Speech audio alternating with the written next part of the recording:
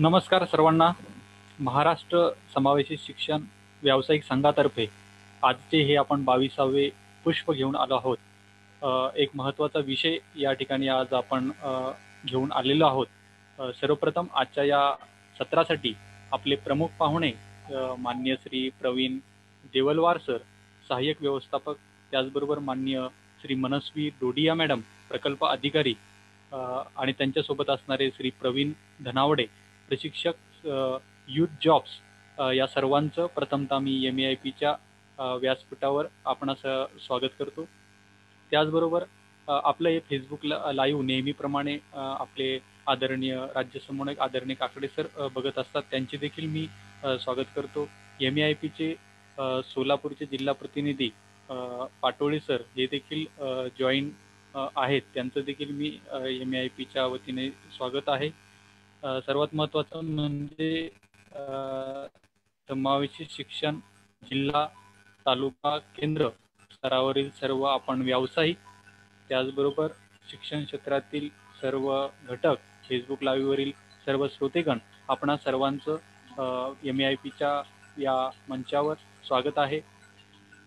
आपण बघत आहोत गेल्या 2 महिन्यापासून आपण MEIP मार्फत वेगवेगळ्या विषयावर मार्गदर्शकांचं व्याख्यान या ठिकाणी आयोजित करत आहोत. MEIPची जी कोर कमिटी आहे, ज्यांच्या माध्यमातून हे सर्व काही शक्य होत आहे, त्यामधील भापकर सर असतील, विजय अवचार मॅडम असतील, भरत वेखंडे सर असतील, वसीम अब्रार खान सर, शीतल भिसे मॅडम, विकास चव्हाण सर, मल्लिकार्जुन देवरे सर, या सर्वांचं महत्त्वाचं योगदान यासाठी लाभत आहे.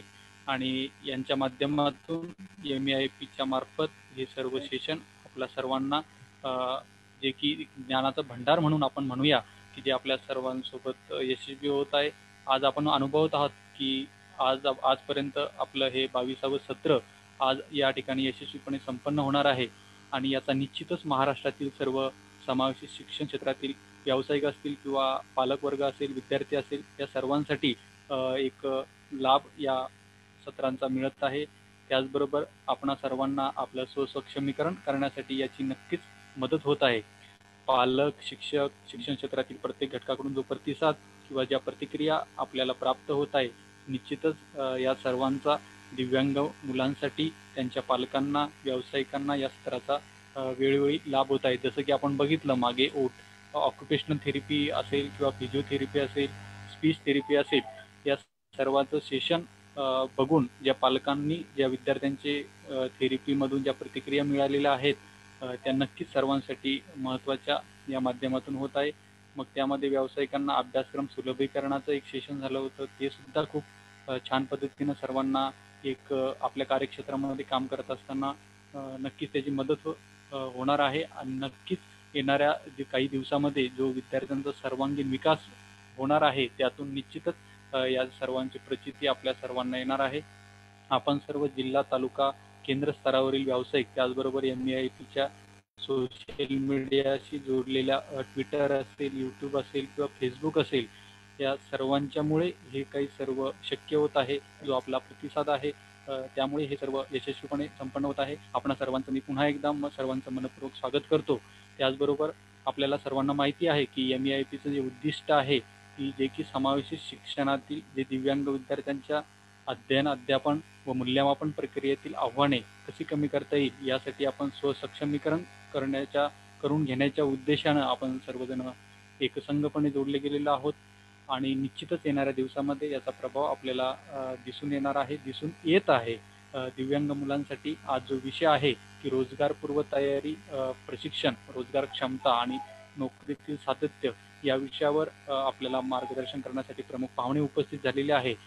या प्रमुख पाहुण्यांचा परिचय करून देण्यासाठी मी आपले MEIPचे सदस्य श्री विकास चव्हाण सर यांना अशी विनंती करतो की त्यांनी पाहुण्यांचा परिचय करून द्यावा.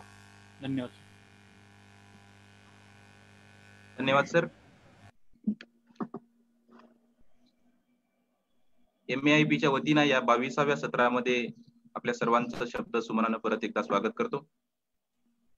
आपल्या सर्वांचे मार्गदर्शक सन्माननीय काकडे सर आणि राज्यभरात दिव्यांगांच्या शिक्षणासाठी, त्यांच्या समावेशनासाठी काम करणाऱ्या व्यावसायिक, पालक, विद्यार्थी, शिक्षण प्रेमींचे आणि विशेषतः युथ फॉर जॉब्स फाउंडेशनच्या या टीमचे मी या 22व्या सत्रामध्ये पुनश्च एकदा मनपूर्वक स्वागत करतो.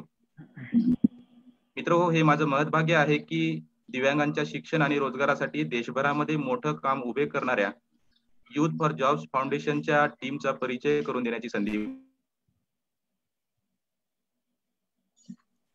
टीमचा परिचय करून देण्यापूर्वी प्रथमतः त्या शक्तिशाली आणि आदर्श व्यक्तिमत्वाचे नाव मी या ठिकाणी घेऊ इच्छितो. युथ फॉर जॉब्स फाउंडेशनचे रोपटं लावण्याचं काम केले ते म्हणजे संस्थापक आणि मुख्य कार्यकारी अधिकारी मीरा शेनॉय मॅडम, सहसंस्थापक अनिला माथुर मॅडम यांचे सुद्धा आम्हाला आज टीमसाठी किंवा आम्हाला त्यांनी वेळ दिला त्याबद्दल त्यांचे खूप आभार. या दोन महिलांनी तब्बल 7 वर्षापूर्वी एक स्वप्न पाहिलं. मित्र हो, स्वप्न पाहणे आणि पाहिलेले स्वप्न सत्यात उतरवणे यासाठी अपार मेहनतीची आवश्यकता असते. या अपार मेहनतीतून समाजाचे ऋण फेडण्यासाठी संधी मिळत असते. हे कार्य मीरा मॅडम आणि अनिला मॅडम करत आहेत. 2012-13 साली लावलेलं हे युथ फॉर जॉब्सचे रोपटे आज घडीला देशातील 18 राज्यामध्ये विस्तार करून वटवृक्षाच्या रूपानं उभे राहिलेले आहे. हैदराबाद मध्ये मुख्य कॉर्पोरेट ऑफिस असणाऱ्या या युथ फॉर जॉब्स मध्ये आज घडीला जवळपास 200च्या जवळजवळ कर्मचारी काम करतात. मला या ठिकाणी सांगावंसं वाटते की या एकूण कर्मचाऱ्यापैकी 15% कर्मचारी दिव्यांगत्वाने प्रभावित असलेले कर्मचारी आहेत, ज्यांना ही काम करण्याची संधी युथ फॉर जॉब्स या फाउंडेशनने दिलेली आहे. दुसरं एक महत्वाचं या ठिकाणी मला सांगावंसं वाटतं की एकूण कर्मचाऱ्यांपैकी 40% तरुण महिलांचा समावेश या टीम मध्ये आहे. त्या टीम बरोबर दुसरी एक महत्वाची गोष्ट म्हणजे कर्मचाऱ्यांपैकी 70% कर्मचारी हे 35 वर्षाच्या आतले आहेत, 35 वर्ष वयापेक्षा कमीचे आहेत. म्हणजे एक तरुण टीम या तरुण भारतासाठी काम करत आहे. त्यामुळे युथ फॉर जॉबच्या एक तरुण संस्था आहे जे तरुण भारतासाठी काम करत आहे. या युथ फॉर जॉब फाउंडेशन मध्ये 8 ते 10 प्रोग्राम चालतात, ज्याद्वारे शाळा, महाविद्यालय, गाव, तरुण वर्ग, समाज, शासन, सहकार क्षेत्र आणि दिव्यांगाचे शिक्षण आणि समावेशनाशी युथ फॉर जॉब फाउंडेशन हे जोडलं गेलेलं आहे. Better future for young India या मुख्य हेतूने कार्य करत असलेल्या युथ फॉर जॉब्स या संस्थेच्या वतीने दिव्यांगाच्या शिक्षण व रोजगारावर विशेष लक्ष देऊन काम करत आहे. मला या ठिकाणी सांगावंसं वाटतंय, आज घडीला 5,70,000 म्हणजे 5.7 मिलियन हाऊस होल्डशी संपर्क साधून हे कार्य पुढे घेऊन जात आहेत.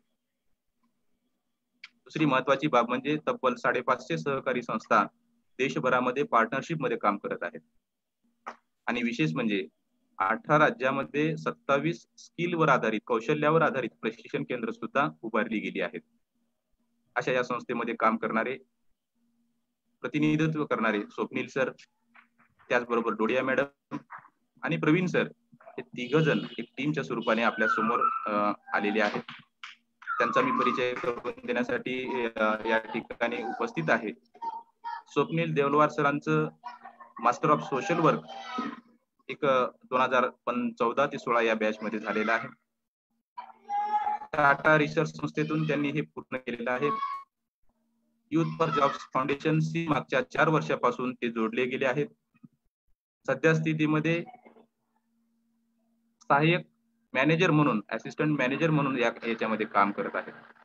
विशेषतः या युथ फॉर जॉब फाउंडेशन मध्ये पर्सन विथ डिसॅबिलिटी साठी मुंबई रिजन साठी एक हेड म्हणून ते काम करत आहेत. त्याचबरोबर दुसरे आजचे आपले वक्ते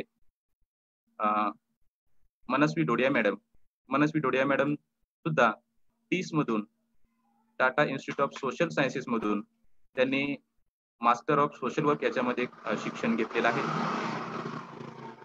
टाटा इन्स्टिट्यूट मध्ये 2016-18 साली बेस्ट फील्ड वर्क काम करणाऱ्या म्हणून त्यांना सुद्धा सन्मान, त्यांचा सुद्धा सत्कार करण्यात आलेला आहे.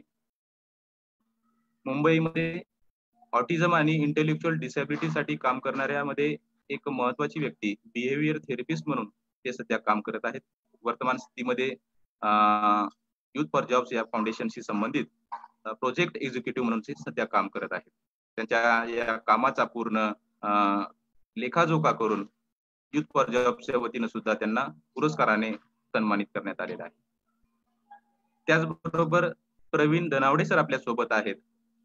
प्रवीण धनावडे सर स्वतःचं शिक्षण पूर्ण करून सध्या या युथ फॉर जॉब साठी पूर्ण वेळ काम करत आहेत. स्वतः मूकबधीर आहेत, बोलता येत नाही, ऐकू येत नाही, साइन लँग्वेजच्या आधारे ते आपल्यासाठी या ठिकाणी उपस्थित झालेले आहेत. विशेषतः स्पीच आणि हिअरिंग मुलांसाठी ट्रेनिंग देण्याचं काम सर करत आहेत.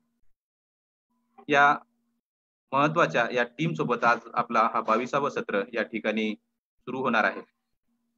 आजच्या सत्राला अनुसरून मी सरांना विनंती करतो की स्वप्नील सर, मनस्वी मॅडम आणि प्रवीण सर यांना विनंती करतो की आजच्या सत्राला सुरुवात करावी. सत्राचं नाव आहे दिव्यांगांच्या शिक्षणासाठी रोजगारपूर्व प्रशिक्षण तयारी, त्याचबरोबर रोजगारासाठी कोणत्या क्षमता आवश्यक आहेत आणि त्या रोजगारामध्ये सातत्य कशा प्रकारे टिकून ठेवायचं आहे, या तिन्ही महत्वाच्या मुद्द्याला अनुसरून मी युथ फॉर जॉब फाउंडेशनच्या टीमच्या वतीनं टीमला मी पुन्हा एकदा विनंती करतो की त्यांनी प्रत्यक्ष सुरुवात करावी. स्वप्नील सर. धन्यवाद विकास सर. नमस्कार, माझं नाव स्वप्नील दिवलवार.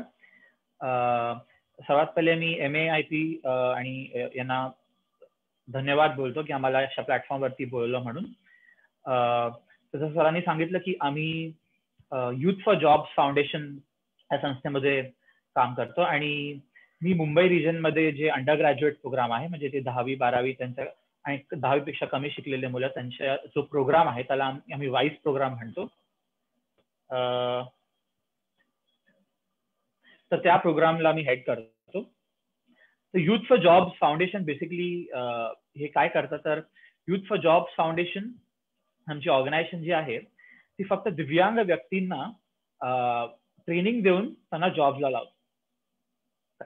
मी एक साधारण एक प्रेझेंटेशन तुमच्याबरोबर शेअर करणार आहे, त्याच्यामध्ये मी काही माहिती देणार आहे.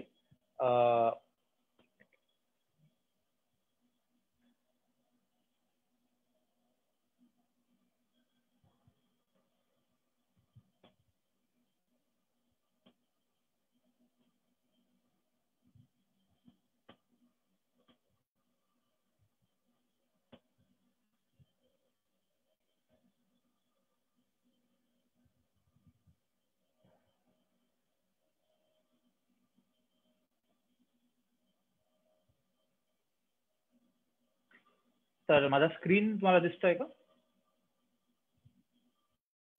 हो सर. दिसते सर, दिसते. ओके.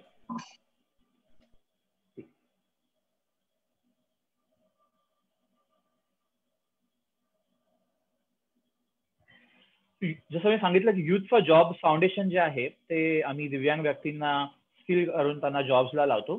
तर आमचे हे काही प्रोग्राम्स आहेत ज्याबद्दल मी तुम्हाला सांगणार आहे.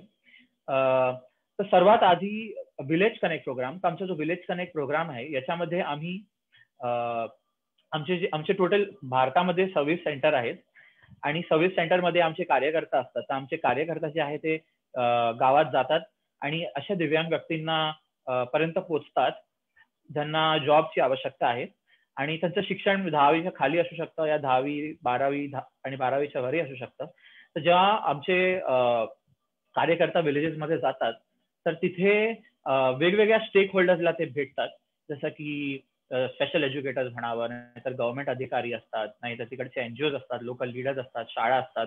अशा स्टेक होल्डर्स पर्यंत पोहोचून त्यांना माहिती देतात आमच्या ट्रेनिंग प्रोग्राम आणि कोणत्या प्रकारची आम्ही नोकरी लावतो दिव्यांग बालकांना त्याची माहिती देतात. तर हे आमचा विलेज कनेक्ट प्रोग्राम आहे. त्यानंतर येतो वाईस प्रोग्राम. तर एकदा ह्या मुलांपर्यंत पोहोचले तर आमच्या शहरांमध्ये ट्रेनिंग सेंटर्स आहेत. तर अख्ख्या इंडियामध्ये 26 जागेत आमचे ट्रेनिंग सेंटर आहे. महाराष्ट्रामध्ये बघितलं तर आमच्या मुंबईमध्ये, अहमदनगर, पुणे आणि नागपूरमध्ये सेंटर आहेत. तर आम्ही अशा पालकांना शहरामध्ये आणतो आणि आम्ही तिकडे मुंबई सोडून बाकी जेवढे पण सेंटर आहेत तिकडे सगळीकडे राहण्याची आणि खाण्याची मोफत सोय त्यांना आम्ही देतो ट्रेनिंग पिरियड पर्यंत. आणि त्यांना 1 ते 2 महिन्याची ट्रेनिंग देतो आणि त्यानंतर त्यांना शहरामध्ये नोकरीला लावतो. ते आमचा वाईस प्रोग्रामचं ते काम आहे. कॉलेज कनेक्ट प्रोग्राम जो आहे, कॉलेज कनेक्टमध्ये त्यांचं पण असं ट्रेनिंगचं काम आहे, पण ते ग्रॅज्युएट मुलांबरोबर करतात. म्हणजे जे मुलं ग्रॅज्युएट आणि पोस्ट ग्रॅज्युएट आणि जास्त शिकलेले आहेत असे दिव्यांग मुलांना ते ट्रेनिंग देऊन जॉबला लावतात. आणि त्याच्या अलावा त्यांचं काम असं आहे की कॉलेजेसमध्ये, म्हणजे जे कॉलेज आहे तिकडे स्पेशल एज्युकेशन कसं आणणं, की स्पेशल एज्युकेटिंग मेथड्स त्यांना शिकवणे, मग तिकडे एक्झिस्टिंग जे मुलं आहेत त्यांना कसं सक्षम करणे की एकदा कॉलेज संपल्यानंतर त्यांना स्वतःहून जॉब लागू शकतो. मग कसे कॉलेजेसमध्ये जे एनरोलमेंट आहे म्हणजे ती वाढली पाहिजे दिव्यांग मुलांचा, तर अशा प्रकारे त्यांचा प्रयत्न असतो. दुसरं आलं तर हा एक भाग आहे आमचा की जे आम्ही दिव्यांग व्यक्तींबरोबर काम करतो. दुसरा आहे आम्ही कॉर्पोरेट्स बरोबर करतो, कारण की आमचा मेन जे आमचा मूळ जो आमचा विजन आहे ऑर्गनायझेशनचा तो हे आहे की कोणत्याही फॅमिलीमध्ये एका दिव्यांग व्यक्तींच्या फॅमिलीमध्ये जर एकाही व्यक्तीला जर नोकरी मिळाली तर त्यांची फॅमिली पॉवर्टीमधून बाहेर येऊ शकते, म्हणजे गरिबीमधून बाहेर येऊ शकते. म्हणून त्यांचा मेन फोकस आहे की ट्रेनिंग तर झाली पाहिजे, पण त्यानंतर शेवटचा ऑब्जेक्टिव्ह असला पाहिजे की नोकरी लागली पाहिजे. त्यासाठी आमची कॉर्पोरेट कनेक्ट टीम आहे. जी कॉर्पोरेट कनेक्ट टीम आहे त्यांचं काम आहे की वेगवेगळ्या कंपनीजला अप्रोच करणं, वेगवेगळ्या सेक्टर्सला अप्रोच करणं आणि त्यांच्यापर्यंत पोहोचून त्यांना समजवणे की आमच्याकडे कसल्या प्रकारचे कॅन्डिडेट्स आहे, त्यांचं बॅकग्राऊंड काय आहे आणि त्यांना जॉब्स पाहिजे. तर आम्ही जेव्हा कंपनीजला अप्रोच करतो तर आम्ही कधीही सहानुभूतीच्या चा वापर करून नाही करत, पण त्यांना आम्ही सांगतो की आमचे मुलं जे आमचे कॅन्डिडेट्स आहेत ते सगळे सक्षम आहेत. तर तुम्ही राईटला बघू शकाल की मी वाय हायर PWDs म्हणून लिहिलंय. तर आम्ही असा एक पिच समोर ठेवतो कॉर्पोरेट्सच्या, ज्याच्यामुळे ते की त्यांना हायर करू शकेल. ते एक तर आहे की तुमची वर्क एफिशियन्सी इम्प्रूव्ह होणार जर तुम्ही दिव्यांग मुलांना नोकरी दिली तर, कारण की बरेच दिव्यांग व्यक्ती असे असतात ज्यांना जॉब जेवढे इझिली भेटत नाही, साधारणपणे त्यांना भेटत नाही, तर त्यांना खूप स्ट्रगल करावा लागतो त्यासाठी. तर जर तुम्ही त्यांना हायर केलं तर ते बाकींपेक्षा जास्ती एफिशियंटली काम करू शकतात. दुसरी आहे की ते लगेच जॉब सोडत पण नाही, कारण की त्यांना तो जॉबची ती व्हॅल्यू असते, त्यांचं त्या जॉबचं मौल्य त्यांना माहिती असतं.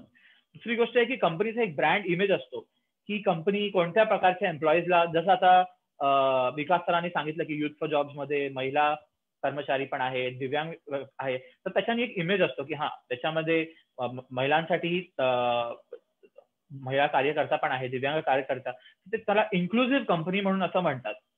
तर ते इन्क्लुझिव्ह ब्रँड इमेज त्यांचा होणार जर ते अशा व्यक्तींना हायर करतील. तर अशा प्रकारे आम्ही अप्रोच करतो. आणि दुसरा भाग आहे की त्यांना सेन्सिटाईज करणं. काफी बरेच कॉर्पोरेट सेक्टरमध्ये जे त्यांचं एक माइंडसेट असतो की दिव्यांग व्यक्तींना हे जमतं, की त्यांना काम जमतं की नाही जमतं. त्यांना माहिती नसतं की डिसेबिलिटी म्हणजे काय. म्हणजे आता समजा दृष्टीहीन कोणी बालक असेल तर त्याला काय काम जमणार, त्याला जमणार की नाही जमणार, त्याला दिसत नाही तो कम्प्युटरवर कसं काम करणार. नाहीतर समजा कोणाला मानसिक अपंगत्व आहे तर तो काम करू शकेल की नाही करू शकेल, या ज्यांना ऐकता बोलता येत नाही तो कम्युनिकेट कसं करणार. तर असे सगळे डाऊट्स असतात त्यांना. तर आम्ही सेन्सिटायझेशन वर्कशॉप मधून आम्ही क्लिअर करतो की डिसेबिलिटी म्हणजे काय असतं. त्यांना आम्ही उदाहरणं देतो की आम्ही बाकी कुठल्या कुठल्या कंपनीजमध्ये कुठल्या कुठल्या सेक्टरमध्ये कॅन्डिडेट्सला नोकरीला लावलं आहे त्याच्या आधी. तर अशा प्रकारे आमची कॉर्पोरेट कनेक्ट टीम काम करते. मग इथे युथ कनेक्ट VI, तर आमची जी दिल्लीमध्ये सेंटर आहे फक्त, तर दिल्लीमध्ये आम्ही सुरू केलं आहे. याच्यामध्ये जे दृष्टीहीन कॅन्डिडेट्स आहेत त्यांना गव्हर्नमेंट एक्झाम्स कसे पास करता येईल, हायर एज्युकेशन आणि प्रोफेशनल कोर्सेस कसे क्रॅक करता येईल, तर त्यांच्या एंट्रन्स एक्झामसाठी आम्ही त्यांना प्रिपेअर करतो. दुसरी गोष्ट स्कूल कनेक्ट. तर आमच्याकडे आमच्या सेंटर्समध्ये जेवढे पण कॅन्डिडेट्स येतात त्यामध्ये एक गोष्ट आहे की त्यांचं जे स्किल्स असतात, बेसिक स्किल्स, ते खूप व्हेरी करतात. म्हणजे लाईफ स्किल्स असो या इंग्लिश स्पीकिंग, रायटिंग, रिडिंगचे स्किल्स असो. तर त्याचं कारण असं असतं की कधी कधी स्कूल एज्युकेशनमध्ये त्यांचा तो बेस स्ट्रॉंग झाला नसतो. तर त्याच्यासाठी आम्ही हैदराबादमध्ये 2 असे स्कूल्स अडॉप्ट केले आहे, जिथे आम्ही एक तर दृष्टीहीन मुलींची शाळा आहे आणि दुसरी ज्यांना ऐकता आणि बोलता येत नाही. तर तिथे आम्ही एकदम यंग एजमध्ये आम्ही त्यांना एम्प्लॉयबिलिटी स्पेसिफिक इंग्लिश आणि इंग्लिशमध्ये बोलणं, लिहिणं, वाचता या सगळ्या वरती फोकस करतो. कारण की जेव्हा ते मग हायर एज्युकेशन मध्ये जातील नाहीतर जॉबमध्ये जातील तर त्यांना त्याचा फायदा होईल. ही काही स्टॅटिस्टिक्स आहेत, तर आय थिंक विकास सरांनी हे ऑलरेडी सांगितलं आहे, पण की आम्ही 19,700 युथना ट्रेन केलं आहे, त्यातले 12,805 कॅन्डिडेट्सला जॉब्सला लावला आहे, 27 स्किलिंग सेंटर आहे, 550 कॉर्पोरेट्स बरोबर आम्ही जॉब्स लावले आहेत, आणि 5.7 मिलियन म्हणजे साधारण 60 लाख हाऊसहोल्ड पर्यंत आम्ही पोहोचलो आहे.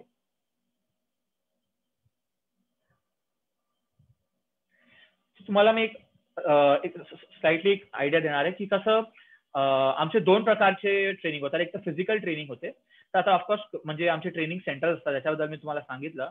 दुसरं आमचे ऑनलाईन ट्रेनिंग पण असते. आता ऑफकोर्स कोरोनाच्या पॅन्डेमिक मध्ये आता आमचे फिजिकल सेंटर सध्या तरी बंद आहेत, पण आमचे ऑनलाईन ट्रेनिंग चालू आहेत आणि बरेच मुलांना आम्ही ट्रेन करतो. इनफॅक्ट मुंबई सेंटरनी 350च्या वर मुलांना ट्रेन केले आहे मागच्या 4-5 महिन्यांमध्ये ऑनलाईन मध्ये. तर याच्यामध्ये कसं आम्ही असे प्लॅटफॉर्म यूज करतो जे मार्केटमध्ये फ्रीली अवेलेबल असतात, जसे व्हॉट्सअप असेल, नाहीतर गुगल हँगआउट्स मीट असेल, झूम कॉल्स, कॉन्फरन्स कॉलवरती आम्ही करतो, त्यांच्याकडे कोणाकडे स्मार्टफोन नाही आहेत. आणि फेसबुकचा पण आम्ही यूज करतो. फेसबुकमध्ये प्रायव्हेट ग्रुप्स असतात, त्याचा आम्ही वापर करतो, कारण की फेसबुक सगळ्यांना वापरता येतं, तर त्याच्यासाठी तो पण एक आम्ही मेथड यूज करतो. तर जर तुम्ही फिजिकल ट्रेनिंग बघाल तर आमची जी ट्रेनिंग असते ते दिवसातून 6 तास असते, जे ब्रेक वगैरे नाही पकडला तर 6 आवर्सची ट्रेनिंग असते. आणि ऑनलाईन मध्ये 3 आवर्स असते, कारण की ऑनलाईन मध्ये अटेन्शन स्पॅन तेवढा नसतो, म्हणजे तेवढा वेळ ऑनलाईन एका स्क्रीन समोर बसणे ते तेवढं शक्य होत नाही. म्हणून आम्ही आमचे ट्रेनिंग असे डेव्हलप केले आहे ज्याच्यामध्ये ते 3 आवर्स मध्ये आम्ही प्रत्येक कॅन्डिडेटला ट्रेन करतो. मग ऑफकोर्स कॅन्डिडेट पर्यंत आम्ही पोहोचतो. आमचे नेटवर्क आम्ही बरेच आमच्या विलेज कनेक्ट प्रोग्राममुळे आम्ही बरेच आमचे जे नेटवर्क्स आहेत त्याच्या थ्रू आम्ही कॅन्डिडेट्स पर्यंत पोहोचतो, आणि असे आमचे रेग्युलरली बॅचेस असतात दर महिने. आमची ट्रेनिंग प्रोसेस जी आहे ती एकदम ऍक्सेसिबल असते. म्हणजे समजा कोणी जे असे व्यक्ती आहे जे त्यांना ऐकता आणि बोलता येत नाही, तर त्यांना साइन लँग्वेज मध्ये ट्रेनिंग दिली जाते. मग ज्यांना मे बी विजनचा प्रॉब्लेम आहे तर त्यांना नीट ओरली, या त्यांना मानसिक विकलांगता आहे तर त्यांना एकदम क्लिअरली स्लो पेस मध्ये आम्ही त्यांना एक्सप्लेन करतो, इन्स्ट्रक्शन्स वगैरे जे पण कंटेंट आहे एकदम स्लो पेस मध्ये समजवतो, कारण की त्यांना ते समजावं. तर अशा प्रकारे आमची जी ट्रेनिंग प्रोसेस असते ती ऍक्सेसिबल असते. दर वीकला आमचे टेस्ट असतात, म्हणजे ज्या या वीक मध्ये जे पण शिकवलंय त्याची आम्ही टेस्ट घेतो, हे बघायला की किती प्रोग्रेस होतो आहे कॅन्डिडेटचा, म्हणजे त्यांना काय टॉपिक्स करतायत नाही करतायत, त्याप्रमाणे आम्ही रिव्हिजन पण घेतो. आणि फिजिकल सेंटरमध्ये आम्ही त्यांना फिजिकल सर्टिफिकेट देतो एकदा ट्रेनिंग प्रोग्राम संपल्यानंतर, आणि ऑनलाईन मध्ये आम्ही एक सर्टिफिकेट त्यांना ईमेल करतो, आणि हे झाल्यावर त्यांचे प्लेसमेंट होतात.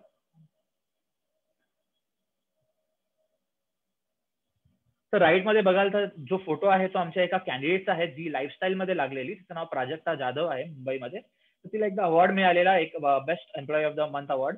तिकडे ती कॅशियरचं काम करते, आणि तिची जी अपंगत्व आहे ते तिला ऐकता आणि बोलता येत नाही, आणि प्लस फिजिकल डिसेबिलिटी पण आहे.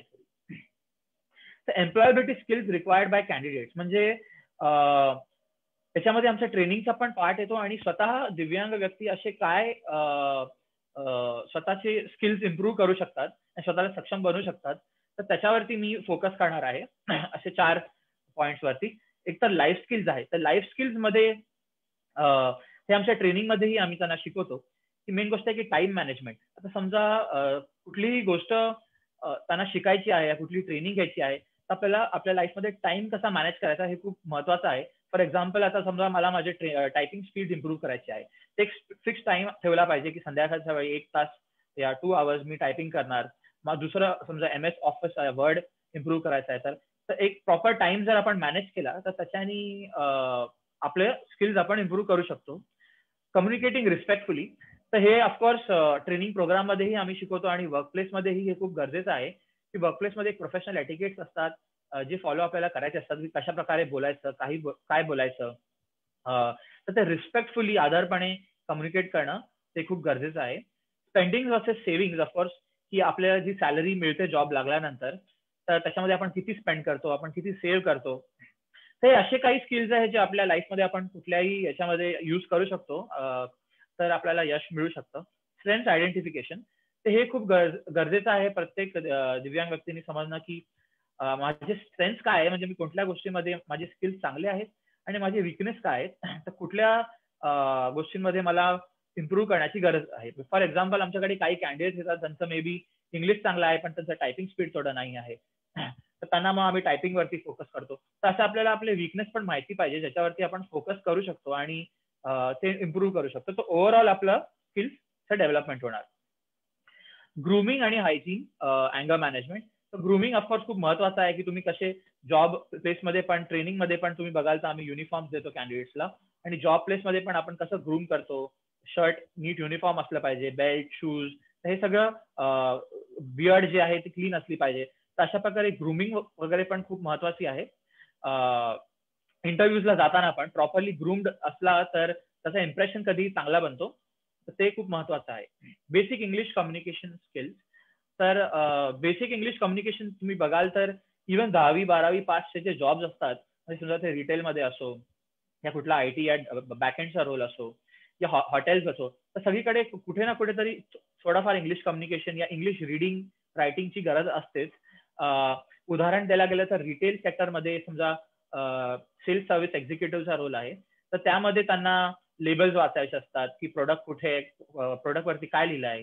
नाहीतर समजा ते वेअरहाऊस मध्ये काम करताय तर त्यांना प्रोडक्ट वरती प्रोडक्टचा लेबल काय आहे, कुठल्या सेक्शन मध्ये जाणार, तर ह्या सगळ्या गोष्टींची त्यांना माहिती पाहिजे. तर त्यासाठी बेसिक इंग्लिश तरी येणं गरजेचं आहे.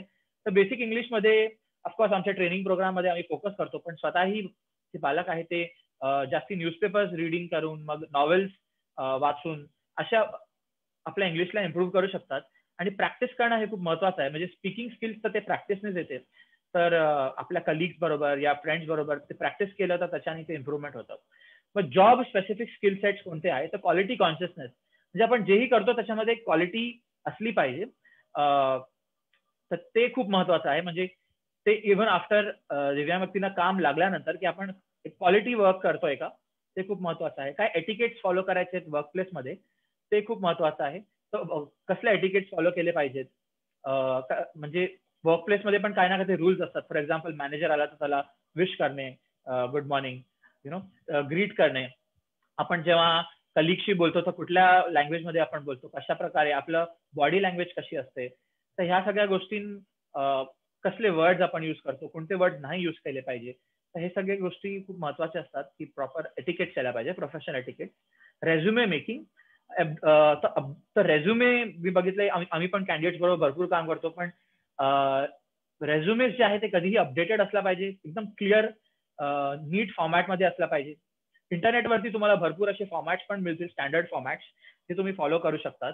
आणि रेझ्युमेमध्ये कोणत्या स्किल्सवरती फोकस करणं महत्वाचं आहे, म्हणजे सर्वात जास्ती तर तुमचा वर्क एक्सपिरियन्स आहे त्याला एलॅबोरेट करा, तुमचे स्किल्स काय आहे, ह्या सगळ्या गोष्टींवरती फोकस करणे.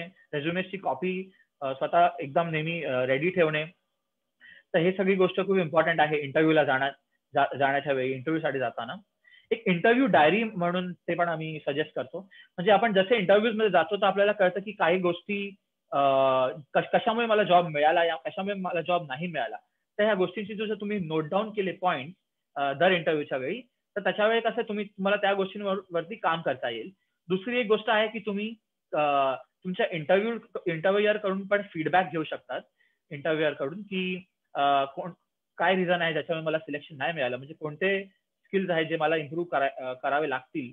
तर अशा प्रकारे तुम्ही जर फीडबॅक घ्याल आणि मग त्या गोष्टीवरती तुम्ही इम्प्रूव्ह कराल तर तुमचे चान्सेस वाढणार की तुम्ही इंटरव्ह्यू मध्ये पास होणार.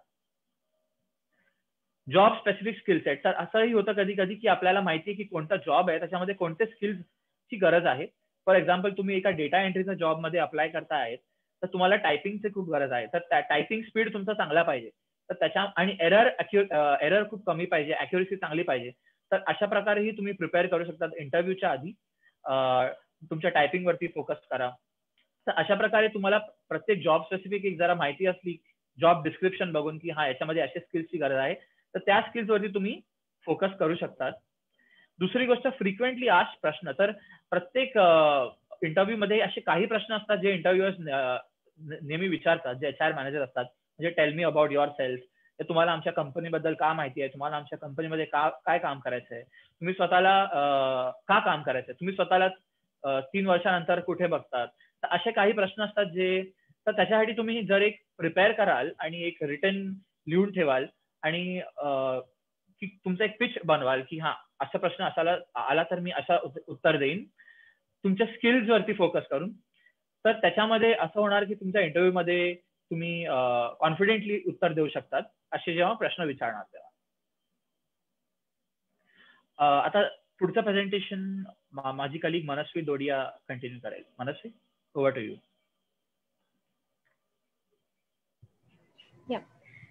सो नमस्ते सभी को. जैसे स्वप्निल ने बताया कि हम कौन से स्किल बेस्ड पे हम ट्रेनिंग करते हैं, तो जैसे जब हम जॉब की बात करते हैं तो कुछ चीज़ें हैं जब हमें ध्यान में रखनी पड़ती है, जो कि एज अ पेरेंट ध्यान में रखना है. तो आफ्टर जॉब है तो हमें ये देखना है कि कैंडिडेट जिसको जॉब लग गया है वो अपना HR है या मैनेजर है, उसके साथ वो कंटिन्यूसली कनेक्ट में रहे कि कैंडिडेट को कुछ इशू आ रहा है, कोई चैलेंज अगर वो फेस कर रहा है, या अगर वो यूथ फॉर जॉब जैसे NGO के थ्रू लगे हैं तो उनके साथ वो कांटेक्ट में रहे. ऑल्सो उनको मंथली परफॉर्मेंस पे भी देखना रहेगा कि अगर मेरा स्टूडेंट लगा है, मेरा बच्चा जॉब पे लगा है, तो उसको क्या क्या चैलेंजेस है, उसका परफॉर्मेंस कैसे डेवलप हो रहा है. सो अभी हम देखेंगे कि लोकोमोटर डिसेबिलिटी जो शारीरिक अपंगता है, तो उसमें कैंडिडेट्स को क्या कर सकते हैं. सो अगर जैसे कोई कैंडिडेट को वन हैंड फंक्शनल है, जिसके एक हाथ में अपंगता है, तो उसको वन हैंड से प्रैक्टिस करना है. अगर वो कंप्यूटर बेस पे जा रहे हैं तो जैसे स्वप्निल ने बताया कि उनका टाइपिंग स्पीड वैसे होना चाहिए, जितना टाइपिंग उनको बताया गया है उसमें वो अच्छे से आना चाहिए उनको. अगर कोई कैंडिडेट व्हील चेयर यूजर है या जिनको मोबिलिटी जो ट्रैवलिंग में थोड़ा इशू आता है, तो उनको ये देखना है कि वो उन्हीं एरिया में ट्रैवल करे जो उनको डेली कंफर्टेबल हो. उनको ये भी नोट करना है कि उनका टाइम मैनेजमेंट कैसे हो रहा है. वो ऑफिस का जो टाइम है, अब ऑफिस टाइम तो सबके लिए सेम ही होगा, तो उनको ये भी नोट करना है कि मैं अपने ऑफिस टाइम टू टाइम कैसे मैं पहुंच रहा हूँ. तो उनको बस टाइमिंग है या ट्रैवल टाइम है, उस हिसाब से उनको देखना रहेगा. अगर कोई कैंडिडेट का हाइट छोटा है, जिसको हम ड्वार्फिज्म बोलते हैं, तो उनको ये देखना है कि उनकी ऑफिस में उनके लिए कस्टमाइज चेयर हो, जहाँ पे उनको वर्क लोकेशन है या वर्क टेबल है, उनको वो एक्सेसिबल होना चाहिए.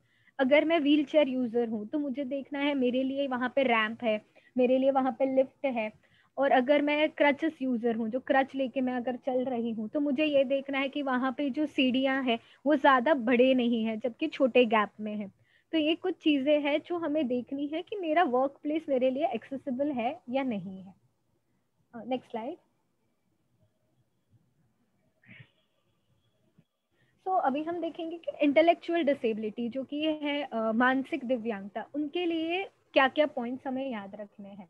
तो हमें ये देखना है कि कोई व्यक्ति को जब इंटेलेक्चुअल डिसेबिलिटी है तो उनको जॉब डिस्क्रिप्शंस जो है, जो उनका रोल है, क्या उनको काम करना है, वो उनको क्लियरली समझ में आना चाहिए.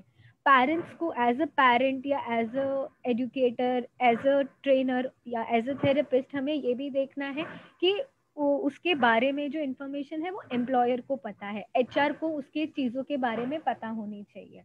इवन एम्प्लॉयर को और पेरेंट्स को भी ये पता होना चाहिए कि उसको क्या चैलेंज आ रहा है जब वो काम कर रहा है, और अगर कोई चैलेंज आ रहा है तो वो एम्प्लॉयर को इन्फॉर्म कर देना चाहिए, ताकि उनको भी उस हिसाब से चेंज करने को पता चले. स्टार्टिंग में हम ये नहीं बोलेंगे कि डायरेक्ट आप बच्चे को या कैंडिडेट को छोड़ दो कि तुम्हारा जॉब है तुम जाओ, बट हमें ये देखना है एज अ पेरेंट कि आप उनके साथ वो लोकेशन पे जा रहे हो, उसको वो रास्ता जो है उससे वो एकदम से वाकिफ हो गया है, ताकि फिर वो अकेले वहां पे जा सकते हैं. अगर कैंडिडेट को कोई सीवियर डिसेबिलिटी है, जैसे मानसिक विकास तो है ही, बट उसके साथ अगर कोई और भी डिसऑर्डर एसोसिएटेड है, तो उनको ये ध्यान में रखना है कि उनके पास कोई ऐसे ID कार्ड हो जहाँ पे हम इमरजेंसी कॉन्टैक्ट नंबर लिखा है, एड्रेस लिखा है, या उनके डिसेबिलिटी पे कोई इन्फॉर्मेशन, इफ इन केस अगर कुछ एक्सीडेंट या कुछ होता है तो उसके लिए वो कनेक्शन में आएगा. हमें ये भी देखना है कि रेगुलरली काउंसलर के साथ अपना कांटेक्ट होना चाहिए, अगर उनका कोई ट्रीटमेंट चल रहा है या कोई बिहेवियरल इशू है तो उसके लिए. सो इसमें यहाँ पे मैं एग्जांपल दूंगी. ये हमारा एक केस था, जो कैंडिडेट का नाम भाविक पठारे था, उनको ऑटिज्म था.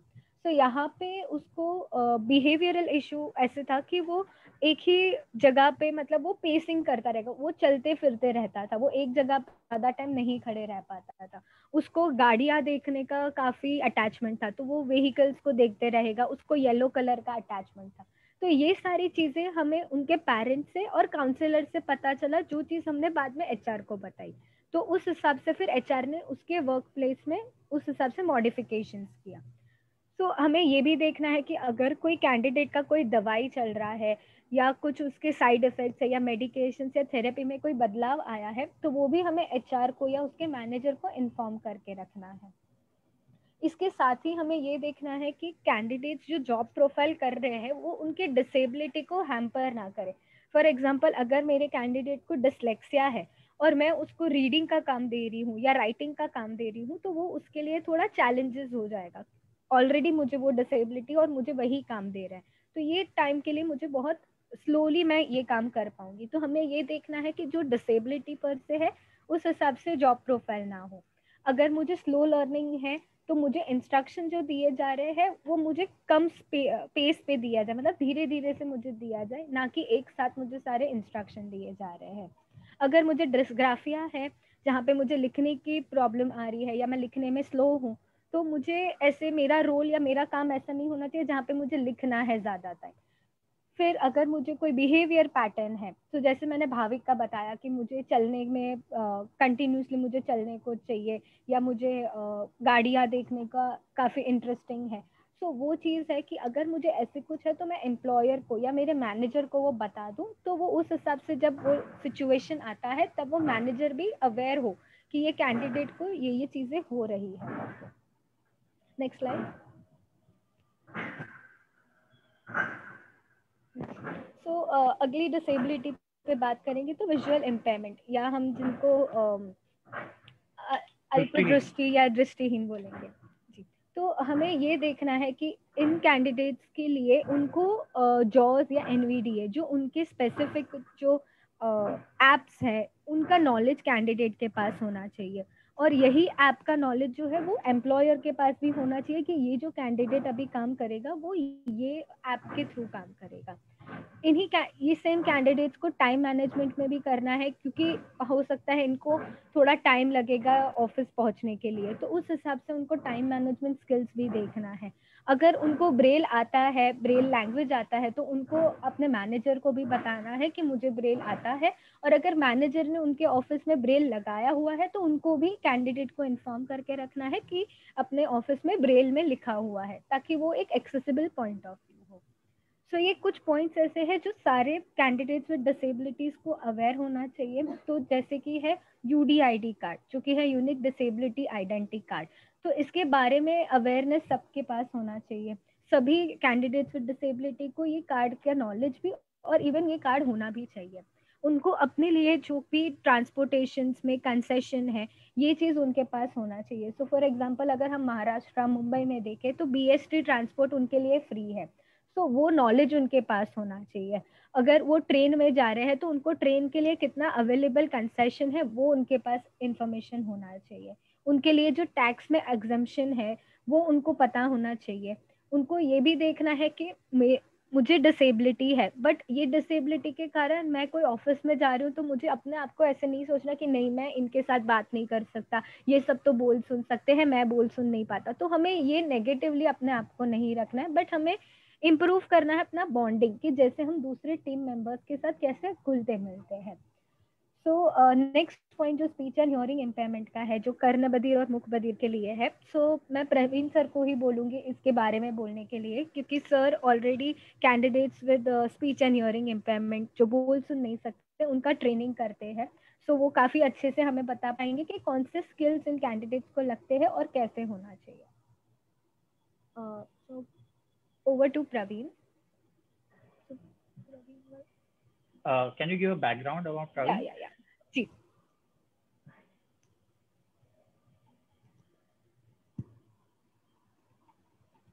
That you are going to interpret or do the voiceover.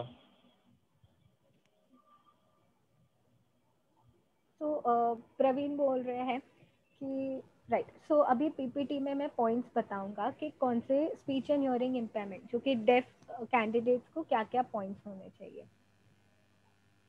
So first है कि उनको इंडियन साइन लैंग्वेज जो है वो उनको आना चाहिए, क्योंकि उनका वो कम्युनिकेशन होगा। उनको डायरेक्शन के साथ देखना है कि अगर वो ट्रैवल कर रहे हैं या उनको वर्क लोकेशन थोड़ा ऐसा है कि जहाँ पे उनको ट्रैवल करना है, तो उनको वो इंफॉर्मेशन होना चाहिए। उनको दूसरे कैंडिडेट्स विद डिसेबिलिटी है, जो दूसरे अपंगता है, उनके साथ भी घुलना मिलना चाहिए, उनको अपने डिसेबिलिटी के बारे में बताना चाहिए, उनको भी साइन लैंग्वेज थोड़ा कम्युनिकेट करना चाहिए ताकि मैडम सामने। सॉरी, एक मिनट। हाँ, अभी पीपीटी स्टॉप करके दिखा सकते हैं अपन, इंटरप्रेटर वगैरह? Okay. Okay.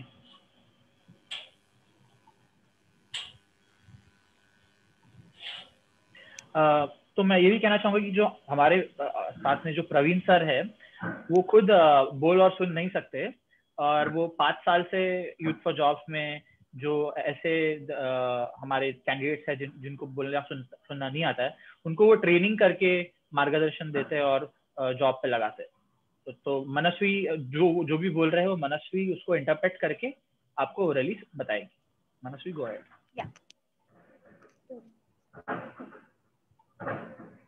So thank you, Swapnil.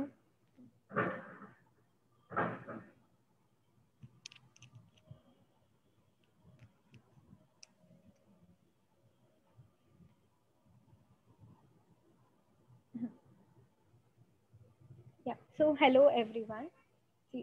So मैं मुंबई से हूँ। So यहाँ पे मैं कैंडिडेट्स को हेल्प करता हूँ उनको ट्रेनिंग के लिए। So वर्क हम लोग कंटिन्यूसली जो करते हैं उसमें हमारा उनको टीचिंग होता है, जो ट्रेनिंग होता है। वो ट्रेनिंग में हम डिफरेंट टॉपिक्स उनके साथ कवर करते हैं। इसमें हम ये देखते हैं कि उनको डायरेक्शन का नॉलेज होना चाहिए, लोकेशन मैप ट्रैवल करने के लिए उनको होना चाहिए। उनको ये भी देखना है कि उनके जो टीम मेंबर्स हैं उनके साथ उनका कम्युनिकेशन अच्छा हो, उनका एजुकेशन 10th 12th हुआ है तो उनको वो बेसिक नॉलेज जो जॉब के लिए रिक्वायर्ड है वो होना चाहिए। जो दूसरे बोल सुन नहीं पाते हैं उनके साथ उनका कम्युनिकेशन बहुत स्लो होता है, तो उनको ये नहीं सोचना है कि मैं अकेला रहूं या मैं बात नहीं कर पाता, बट उनको ट्राई करना है कि कैसे वो उनके साथ इंक्लूसिव हो, कैसे उनके साथ बात कर सके। वो ये कर सकते कि उनको टीम मेंबर को थोड़े साइन लैंग्वेज में वर्ड सिखा के डेली वो कम्युनिकेट करें। उनको वैसे देखना है। इवन स्पीच एंड हियरिंग जो बोल सुन नहीं पाते उनको इंग्लिश भी इम्प्रूव करना है। वो इम्प्रोवाइजेशन के लिए उनको ये देखना है कि वो कैसे इंग्लिश रीडिंग कर रहे हैं या डिफरेंट डिफरेंट कैसे है, तो उनको फैमिली के साथ भी काम, अपने फैमिली के साथ कैसे कम्युनिकेट कर रहे हैं वो उनको देखना है।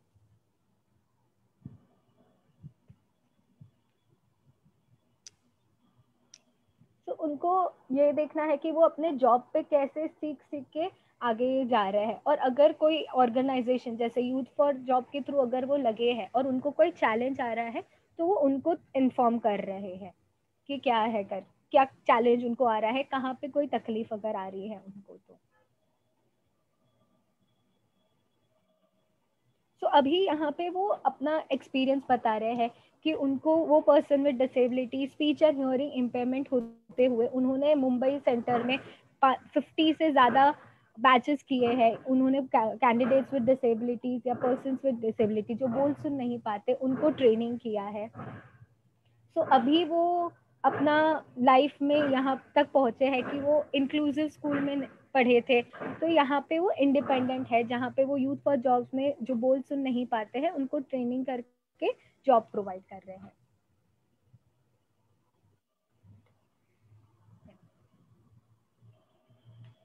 Sure. So we'll continue.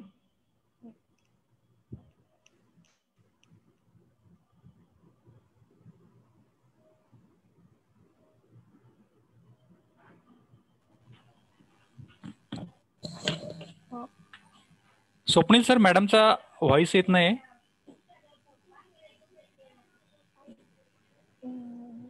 अभी हम पीपीटी पे जा रहे हैं।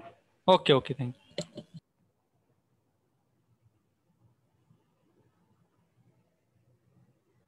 प्रवीण हमें उनका लाइफ स्टोरी बता रहे थे कि वो कैसे रेगुलर स्कूल में उन्होंने पढ़ाई किया था, फिर मतलब रेगुलर स्कूल के अंदर एक स्पेशल सेंटर था जो बोल सुन नहीं पाते हैं उनके लिए। वहाँ पे उनको सिर्फ 2-3 फ्रेंड ही थे जिनके साथ वो बात कर रहे थे, तो उन्होंने उनका ये चैलेंज होते हुए भी 12th स्टैंडर्ड तक कंप्लीट किया, और वो घर में सबसे बड़े लड़के थे तो उनपे वो रिस्पॉन्सिबिलिटी था कि उनको फैमिली इनकम होना है, उनको फैमिली नीड्स पूरा करना है करके। तो उन्होंने ऐसे काफ़ी सारे एग्ज़ाम्स दिए थे जहाँ पे वो अटेम्प्ट कर रहे थे। सो उन्होंने वैसे 2 एग्ज़ाम्स दिए, जिसके बाद वो कैफ़े कॉफ़ी डे करके जो कैफ़े है, उसमें से वो 50 लोगों में से एक थे। तो उन्होंने वहाँ पे जॉब किया, तो वहाँ पे उनको मतलब मज़ाक उड़ाया जाता था कि तुम बोल सुन नहीं पाते हो, और किसी को साइन लैंग्वेज भी नहीं आता था। तो वो बड़े वैसे वो एरिया में उन्होंने काम किया था, फिर भी वो बड़े कामली फ़ोकस्ड होके भी उन्होंने अपना इनकम चालू किया।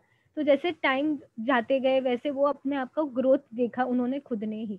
तो उनके एम्प्लॉयर ने, जो उनका एचआर मैनेजर था, उनके वर्कर्स थे, उनके टीम मेंबर्स थे, उनको अब तारीफ करने लगे कि तुम बड़ा अच्छे से काम कर रहे हो, तुम काफ़ी फ़ोकस्ड हो। और वो वहीं पे कैफ़े कॉफ़ी डे में ही असिस्टेंट मैनेजर बने और फिर वहाँ से स्टोर मैनेजर हो गए। और फिर वहाँ का थोड़े एक्सपीरियंस के बाद उनको ये youth for jobs K as a trainer youth educator का वैकेंसी मिला था। तो उन्होंने फिर यहाँ पे एज अ टीचर वो जॉब पे एनरोल हो गए, और उनको ये लगा कि यही एक मौका होगा जहाँ पे वो उनके जैसे दूसरे कैंडिडेट्स जो अपने फ्यूचर में आगे बढ़ना चाहते हैं उनको हेल्प कर पाएंगे। सो इसीलिए वो फिर प्रवीण ने मुंबई सेंटर पे ज्वाइन करके अभी तक 50 बैचेस कैंडिडेट्स विद जो बोल सुन नहीं पाते हैं उनका ट्रेनिंग किया हुआ है।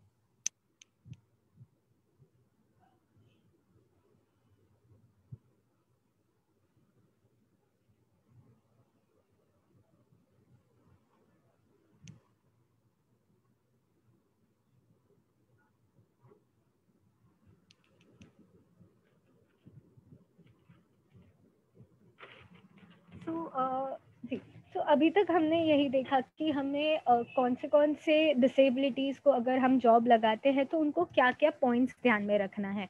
अब हम ये देखेंगे कि हम यूथ फॉर जॉब्स में हमने कौन से सेक्टर में, कौन से टाइप ऑफ डिसेबिलिटी, कौन से हाँ, कौन से दिव्यांगता वाले कैंडिडेट्स को कौन से स्किल्स के साथ कौन से सेक्टर में जॉब लगाया हुआ है। सो ये पीपीटी में जो रेड कलर में है हम उस चीज़ पे फोकस करेंगे। सो यहाँ पे हमारा फर्स्ट सेक्टर जो है वो है बैंकिंग सेक्टर।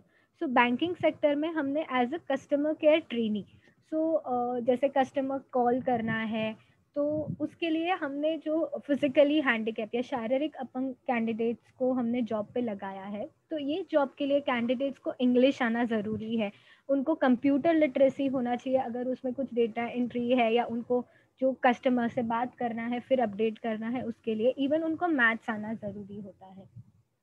फिर हमने बीपीओ सेक्टर में जो कि अपना कॉल सेंटर है, यहाँ पे एज अ एसोसिएट या as a accounts department associate में कैंडिडेट्स को जॉब पे लगाया था। सो यहाँ पे उनको अगेंस्ट शारीरिक OH इज ऑर्थोपेडिक हैंडीकैप, जो कि शारीरिक विकलांगता हो गया।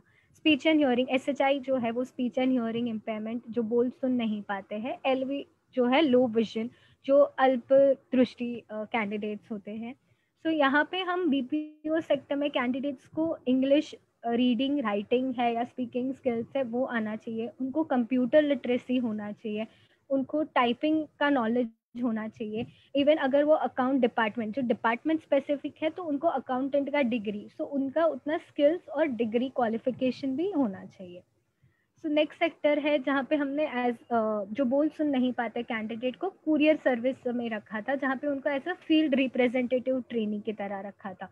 सो जहाँ पे उनको फील्ड में जाना है तो उसके अंदर, जैसे प्रवीण ने भी मेंशन किया कि जो बोल सुन नहीं पाते उनको लोकेशन या ट्रैवलिंग अगर करना है तो उनको वो नॉलेज होना चाहिए, उनको बेसिक इंग्लिश रीडिंग आना चाहिए, अगर वहाँ पे किसी को पूछना है या कहाँ पे कुछ लिखा है तो वो उनको आना चाहिए, और अगर वो डिलीवरी कर रहे हैं तो उनको थोड़ा वजन उठाना है तो वो वजन उठाने की भी क्षमता उनमें होनी चाहिए।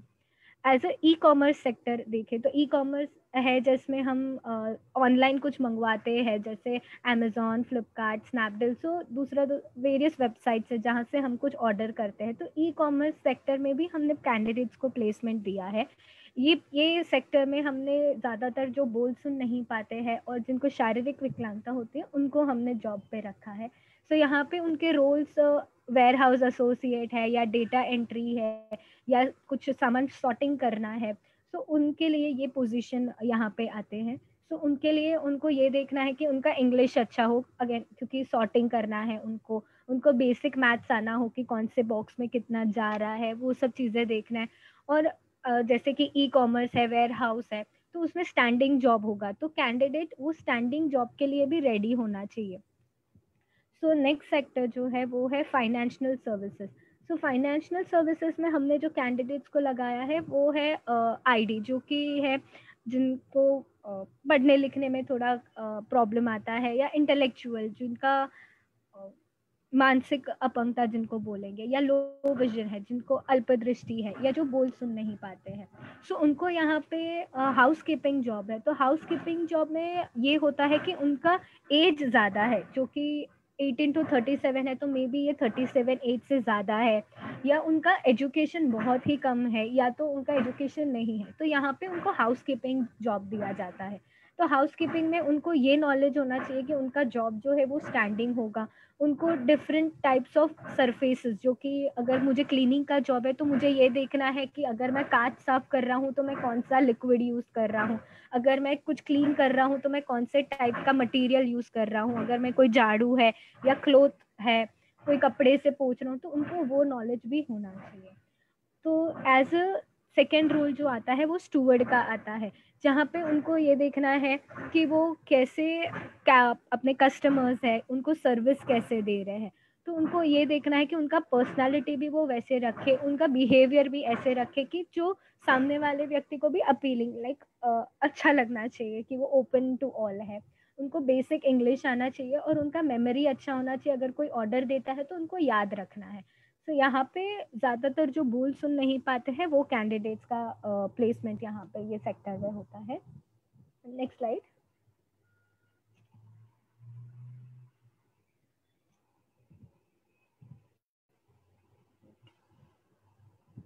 तो अगला सेक्टर जो है वो है जेम्स एंड ज्वेलरी सेक्टर, जहाँ पे उनको हीरे दागिने सॉर्टिंग करना है या फिक्स करना है, तो उनके लिए है। तो यहाँ पे जैसे वही हीरे दागिने का काम है, तो उनको हैंड आई कोऑर्डिनेशन, मतलब उनको आँख से और आँख और हाथ का कोऑर्डिनेशन उनका होना चाहिए कि डायमंड कैसे पकड़ना है, या अगर अंदर फिक्स करना है तो कैसे करना है।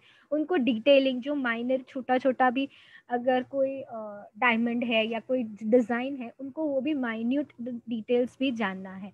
सो ये सेक्टर में एजुकेशन 5th पास या 6th पास इवन उससे कम कैंडिडेट्स को भी लेते हैं, क्योंकि अगेन इसमें एज अ ट्रेनी पोजीशन है, एज अ अपेरेंटिसशिप है, तो जिसमें उनको बताया जाता है कि उनको क्या काम करना है। तो यहाँ पे हमने जो बोल सुन नहीं पाते और शारीरिक हैंडीकैप जो लोग होते हैं उनको हमने प्लेसमेंट्स दिया है। फिर एक सेक्टर है हॉस्पिटैलिटी, जिसमें काफ़ी सारे रोल्स है, जो कि है कैशियर हो गया, जिसमें लोकोमोटर डिसेबिलिटी है, तो जिसमें कैंडिडेट्स को कैशियर है जो पैसे की लेन देन के रिलेटेड है, तो उनको कैश का नॉलेज, जो कि बेसिक मैथ्स है, इंग्लिश है, उनको ये नॉलेज होना चाहिए। उनको किचन में जो रोल है वो कुकिंग का रोल है, तो उनको ये नॉलेज होना चाहिए कि कुकिंग कैसे, क्या कुकिंग में क्या क्या टर्मिनोलॉजीज यूज़ होता है, वेजिटेबल्स है तो वेजिटेबल्स कौन से हैं, कैसे कट होते हैं, जो डिफरेंट टाइप्स ऑफ कट होते हैं, अलग अलग टाइप जो कट होते हैं, वो भी उनको मतलब पता होना चाहिए। तो यहाँ पे मेजरली जो कैंडिडेट्स बोल सुन नहीं पाते उनके लिए ये कमिश्नरी रोल होता है। अगेन हॉस्पिटैलिटी में दूसरा एक रोल है जहाँ पे उनको डिलीवरी एग्जीक्यूटिव होता है, तो जहाँ पे उनको डिलीवरी करने जाना है, कुछ फूड प्रोडक्ट्स है या कोई भी प्रोडक्ट या गुड्स का। तो यहाँ पे जो कैंडिडेट्स बोल सुन नहीं पाते उनको ट्रैवल करना है, तो उनको ट्रैवलिंग नॉलेज होना चाहिए, उनको लोकेशन मैप का नॉलेज आना चाहिए, उनको ड्राइविंग लाइसेंस होना चाहिए। तो अगेन यहाँ पे एक कन्फ्यूजन आता है कि मैडम आप बोल रहे हो बोल सुन भी नहीं आना चाहिए और उनके पास लाइसेंस होना चाहिए। सो ये होता है कि जो पार्शियल हियरिंग होते हैं, जो आधा सुन सकते हैं या मशीन के आधार पे सुन सकते हैं, उनको लाइसेंस दिया जाता है, तो वो कैंडिडेट्स ये रोल के लिए सूटेबल होते हैं। तो उनको बेसिक इंग्लिश भी आना चाहिए। अगेन हॉस्पिटैलिटी सेक्टर में फूड एंड बेवरेजेस करके एक डिपार्टमेंट होता है, जहाँ पे उनको कस्टमर के साथ कम्युनिकेट करके या कस्टमर जो ऑर्डर देता है वो उनको लेना रहता है।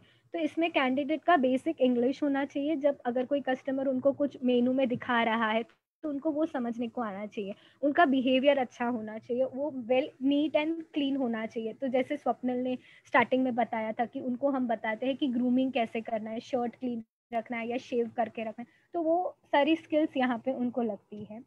हॉस्पिटैलिटी में इवन उनको स्टोर मैनेजर का रोल होता है जो बोल सुन नहीं पाते हैं, तो ये एज अ स्टोर मैनेजर उनमें लीडरशिप स्किल्स होना चाहिए, क्योंकि अगेन उनके अंडर में एज अ मैनेजर एक टीम होगा, तो उनको टीम मैनेज करना आना चाहिए, उनका इंग्लिश अच्छा होना चाहिए, और अगेन वो मैनेजर है तो उनको मैथ्स भी अच्छे से आना चाहिए। सो ये रोल के लिए ज़्यादातर जो बोल सुन नहीं पाते वो कैंडिडेट होते हैं। दूसरा जो पोजीशन है वो है टी ब्रूवर का, जहाँ पे उनको चाय बनानी है वेरियस टाइप ऑफ, तो ये कैफे के अंदर का एक रोल हो गया। तो जहाँ पे जो शारीरिक अपंग कैंडिडेट्स हैं उनके लिए होता है, जो फिजिकल इम्पेयर्ड है, सो इसके लिए उनको स्किल्स ये होगा कि चाय बनाना है, तो डिफरेंट टाइप्स ऑफ टीज है, तो काफ़ी अलग अलग तरह के चाय आते हैं, तो उनको वो नॉलेज होना चाहिए कि मुझे कौन सा बनाया गया है और मैं कौन सा चाय बना के दे रही हूँ। मेरा मैथ्स और मेरा जो स्किल्स है, मैथ्स का है, काउंटिंग है, क्वांटिटी का है, वो अच्छा होना चाहिए। इवन मैं कस्टमर के साथ अगर बात कर रही हूँ या कस्टमर को सर्व कर रही हूँ तो मेरा कस्टमर स्किल्स भी अच्छा होना चाहिए। नेक्स्ट जो सेक्टर है वो है आईटी, सो टेक्नोलॉजी सेक्टर है, सो यहाँ पे पोजीशन है कंटेंट डिजिटाइजर। सो जो कंटेंट अपने पास ऑफलाइन है या समझो कि अपने पास हार्ड कॉपी में है, तो उसको उनको सॉफ्ट कॉपी में करना है या उनको एक्सेसिबल करना है जो कि कंप्यूटर में होगा। तो ये पोजीशन के लिए कैंडिडेट्स को कंप्यूटर लिटरेसी आना चाहिए, और ये पोजीशन ज़्यादातर जो बोल सुन नहीं पाते वो कैंडिडेट्स के लिए होता है।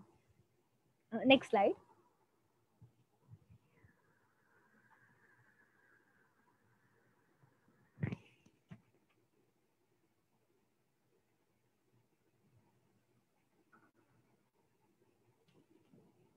सो नेक्स्ट सेक्टर जो है वो है अपना retail sector. So retail sector में ये होता है कि जैसे अपने शॉप्स है, ग्रोसरी स्टोर्स है, या डी मार्ट है, स्टार बाज़ार है, रिलायंस स्मार्ट है, तो यहाँ पे कैंडिडेट्स जो कि बोल सुन नहीं पाते हैं या जिनकी सोचने की क्षमता कम होती है या इंटेलेक्चुअल डिसेबिलिटी होती है उनको, तो उनको हम यहाँ पे प्लेसमेंट्स देते हैं। सो उनके रोल्स जो होते हैं वो एज अ बिलिंग एसोसिएट होता है या कैशियर होता है, तो उनको मैथ्स नॉलेज होना चाहिए, कंप्यूटर होना चाहिए, क्योंकि अगेन उसमें कैश इन्वॉल्व है, तो उनको वो अच्छे से नॉलेज होना चाहिए। अगेन दूसरा जो पोजीशन है कस्टमर सर्विस एसोसिएट और कस्टमर सर्विस असिस्टेंट। तो यहाँ पे उनको कस्टमर के साथ वन ऑन वन इंटरेक्शन करना है, मतलब अगर कोई कस्टमर कुछ मांग रहा है कि मुझे ये पैकेट चाहिए, तो वो कैंडिडेट उतना कंफर्टेबल होना चाहिए, उनका बॉडी लैंग्वेज वैसे होना चाहिए कि वो सामने के व्यक्ति से बात कर रहा है, तो वो उस हिसाब से वो बात करेगा। अगेन ये रोल ऐसे है कि जहाँ पे कुछ टारगेट बेस्ड होना चाहिए। सो कैंडिडेट वो टारगेट ओरिएंटेड भी होना चाहिए, उनको पता होना चाहिए कि अगर मुझे कोई टारगेट मिला है तो मुझे किस हिसाब से करना है, और कस्टमर सेंट्रिक स्किल्स होना चाहिए। सो अगर कस्टमर उनको कुछ पूछ रहा है तो उनको उस हिसाब से जवाब देना है। फिर एक सेक्टर है हमारे पास जो है सैलून करके। तो सैलून में उनको ये देखना है कि वो एज ए ट्रेनी काम कर रहे हैं जो कैंडिडेट्स बोल सुन नहीं पा रहे हैं। सो ये एक थोड़ा एक्सपीरियंस बेस्ड जॉब है और सर्टिफाइड जॉब है, तो कैंडिडेट्स को वो प्रायर सर्टिफिकेट, मतलब पहले उनके पास कोई ऐसा सर्टिफिकेट होना चाहिए। और ये एक सैलून में है तो है कि आपको कस्टमर को कांटेक्ट, मतलब टच में आना पड़ेगा, तो कैंडिडेट को जो बोल सुन नहीं पाते उनको वो कंफर्टेबल होना चाहिए कि मैं अगर किसी कस्टमर को टच कर रहा हूँ तो वो चीज़ भी उनको पता होना चाहिए। Next slide. सो अभी हमने देखा कि कौन से स्किल्स रिक्वायर होने चाहिए जॉब के लिए, हम कौन से सेक्टर में जॉब देते हैं और किस हिसाब से देते हैं। अब हम देखेंगे कि एक जॉब मिलने के बाद वो जॉब सस्टेनेबिलिटी, मतलब हम जॉब को कैसे रख रहे हैं, और इवन जॉब मिलने के बाद भी हम अपना करियर कैसे बना रहे हैं। सो करियर मतलब ये हो गया कि हम अपना लाइफ में जॉब मिलने के बाद ग्रो कैसे करते हैं, वो ही जॉब को लेके हम ग्रो कैसे करते हैं। सो यहाँ पे कुछ पॉइंट्स है जो हम देखेंगे कि एक कैंडिडेट जो कि खुद दिव्यांग है वो अपना आगे लाइफ में करियर कैसे बना सकता है। सो अगर उसको जॉब मिल गया है और उसको कुछ प्रॉब्लम आ रहा है, उसको कुछ चैलेंजेस आ रहा है, तो वो उसको इन्फॉर्म करना है, तुरंत ही इन्फॉर्म करना चाहिए। अगर माइनर भी कुछ प्रॉब्लम है तो सो वो इन्फॉर्म कर सकते हैं, वो अपने एचआर को या कोई मैनेजर को या अपने पेरेंट्स को, और या तो यूथ फॉर जॉब जैसे संस्था जिनके थ्रू वो जॉब पे लगे हैं, उनको ये ध्यान में रखना है कि उनका परफॉर्मेंस जो है वो एकदम अच्छे से करे। सो हमने देखा कि प्रवीण ने बताया कि उसके एक्सपीरियंस में वो कैफे में काम करता था, तो उसको काफी लोग ऐसे हंसते थे स्टार्टिंग में कि तू कैसे काम करेगा, तू बोल सुन नहीं पाता, मजाक उड़ाते थे। स्टिल उसने अच्छे से शांति से वो काम किया। तो सेम एग्जाम्पल हमारे कैंडिडेट का है कासिम करके, जो बोल सुन नहीं पाता है। सो उसको भी हमने कैफे में जॉब लगाया था। वहाँ पे वो स्टार्टिंग में काम करता था एज अ नॉर्मली जैसे काम करना है कस्टमर सर्विस के लिए, और आज जाके वो वहाँ पे स्टोर मैनेजर है। तो एज अ स्टोर मैनेजर उसके अंडर में जो लोग काम करते हैं वो बोल सुन पाते हैं, पर उनका मैनेजर जो कासिम है वो बोल सुन नहीं सकता। सो उस हिसाब से कैंडिडेट को परफॉर्म करना है कि वो एकदम दूसरों के लिए एक एग्जाम्पल सेट कर दे। उनको ये भी ध्यान में रखना है कि वो जो कम्युनिकेशन करते हैं तो सबके साथ वो रिस्पेक्टफुली कम्युनिकेट करें। उनको अपने लाइफ में आगे बढ़ने के लिए, लाइक हम करियर का बात कर रहे हैं तो लॉन्ग टर्म प्लानिंग करना है। सो लॉन्ग टर्म प्लानिंग जब हम बोलते हैं तब हम यहाँ पे सेविंग्स और इन्वेस्टमेंट आता है। तो उनको ये भी देखना है कि वो सेव कितना कर रहे हैं, स्पेंड कितना कर रहे हैं, इन्वेस्टमेंट कितना है। तो ये पॉइंट हम अपने ट्रेनिंग में भी इन्वॉल्व करते हैं, जहाँ पे स्वप्निल ने बताया था कि हम स्पेंडिंग वर्सेस सेविंग बताते हैं। सो उनको ये चीज़ भी ध्यान में रखनी है कि मुझे करियर में आगे बढ़ने के लिए क्या क्या पॉइंट्स रखने हैं। उनको ये देखना है कि वो कॉन्फ्लिक्ट रिजोल्यूशन है, जो उनके आर्ग्यूमेंट या कुछ हो रहा है टीम के साथ, तो वो ज़्यादा आर्ग्यूमेंट को लंबा ना खींचते हुए जो भी प्रॉब्लम है वो अच्छे से डिस्कस कर ले और अपने टीम के साथ अच्छे से घुल मिल के रहे। उनको ये देखना है कि लॉन्ग टर्म प्लानिंग में वो फाइनेंशियली भी इंडिपेंडेंट रहे, या फाइनेंशियली उनको स्पेंड जो करना है, जो सेविंग करना है, वो भी उनको अच्छे से नॉलेज होना चाहिए। उनको डिसिप्लिन में रहना है। लाइक अगेन हम जब जॉब सस्टेनेबिलिटी की बात करते हैं कि मुझे एक जॉब पे अच्छे से रहना है, तो ये पॉइंट आता है जहाँ पे हम डिसिप्लिन है, हम टाइम टू टाइम पहुंच रहे हैं, हम अच्छे से रह रहे हैं, हम ग्रूम है, हम एकदम क्लीन है, मैं नीट शर्ट पे जा रही हूँ तो वो मैं क्लीन एंड ग्रूम्ड हूँ, तो मेरा डिसिप्लिन है। अगेन हमें ये देखना है कि मुझे जो काम दिया गया है, सो मुझे मेरे काम से सीखना है और उसी में आगे बढ़ना है। सो मेरा जो काम की तरफ का जो नजरिया है वो पॉजिटिव होना चाहिए, और मुझे नेगेटिव्स को थोड़ा कम देख के जो पॉजिटिव साइड है उस पे देखना है। सो जो पॉजिटिवली मैं जो कुछ सीख रही हूँ मुझे उसी के से सीखना है। जो मेरे कलीग्स है, जो कि मेरा मैनेजर है, तो वो लोग कैसे अपने डेली वर्क में वो सीख रहे हैं, हार्ड वर्क कैसे कर रहे हैं, तो मुझे भी उनका एज अ एग्जाम्पल लेके उस हिसाब से मुझे चलना है उनके साथ। और अगर इन केस मैं सोच रही हूँ कि मेरा ये जॉब अच्छा नहीं है या मुझे यहाँ पे ठीक नहीं लग रहा, मुझे जॉब चेंज करना है, सो वो जॉब चेंज करने के लिए भी उनको ये देखना है कि वो कंपनी का बैकग्राउंड क्या है। सो अगर मैं कोई नया कंपनी देख रही हूँ तो वो कंपनी का बैकग्राउंड क्या है, वहाँ पे अगर कोई व्यक्ति पहले काम किया है या मेरा दोस्त अगर काम किया है तो उसका एक्सपीरियंस क्या है, और अगर उसका एक्सपीरियंस अच्छा है तो मेरा चांसेस क्या है कि मैं कितना ग्रो होंगी वो जॉब के लिए। सो हमें वो चीज़ भी देखनी है कंपनी बैकग्राउंड में। अगर हम जॉब चेंज कर रहे हैं अपने ग्रोथ के लिए कि मुझे मेरा करियर बनाना है, सो मैं कैसे ग्रो करूंगी, तो हमें ये पॉइंट ध्यान में रखना है कि मुझे सैलरी कितना मिल रहा है, क्योंकि अगेन हम सेविंग और स्पेंडिंग का बात कर रहे हैं, हम इन्वेस्टमेंट का बात कर रहे हैं, तो हमें सैलरी का भी देखना है कि मेरा सैलरी कितना ग्रो हो रहा है करंट प्रोफाइल से। तो जो मैं अभी काम कर रही हूँ उससे मुझे कितना ज़्यादा यहाँ पे मिल रहा है।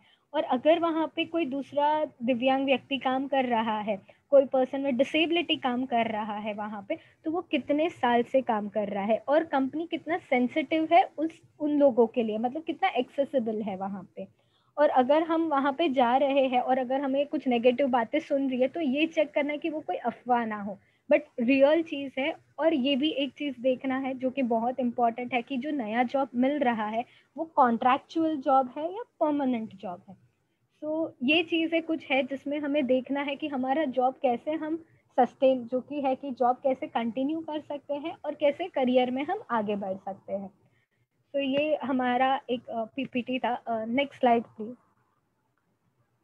राइट, सो ये हमारे पीपीटी थे। सो यहाँ पे हमारे कॉन्टैक्ट डिटेल्स है एंड अभी लाइक या over to you Swapnil. Swapnil अगर आपको कुछ ऐड करना है तो।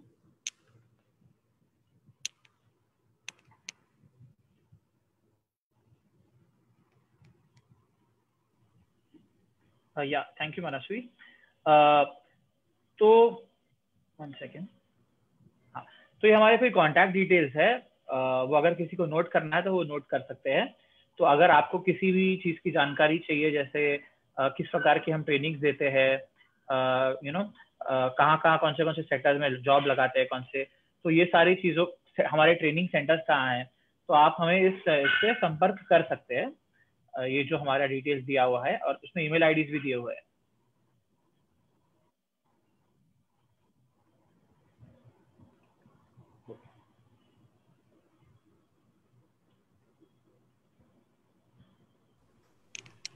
फाइन। सो हमारा प्रेजेंटेशन यहाँ खत्म होता है। Thank you. Umesh sir continue. Thank you sir. एक मिनिट फक्त आपण स्क्रीन स्टॉप करूया पीपीटी. एक मिनिट. थँक्यू मनस्वी मॅडम, स्वप्नील सर आणि प्रवीण सर. आपण खूपच छान पद्धतीने दिव्यांग मुलांच्या रोजगारासंदर्भात इत्थंभूत अशी माहिती आपण संपूर्ण महाराष्ट्राला दिलीत. आम्ही बघत आहोत की मगाचपासून फेसबुक लाईव्ह हे सुरू असताना बऱ्याचशा कमेंट्स प्रतिक्रिया आपल्यापर्यंत आलेल्या आहे.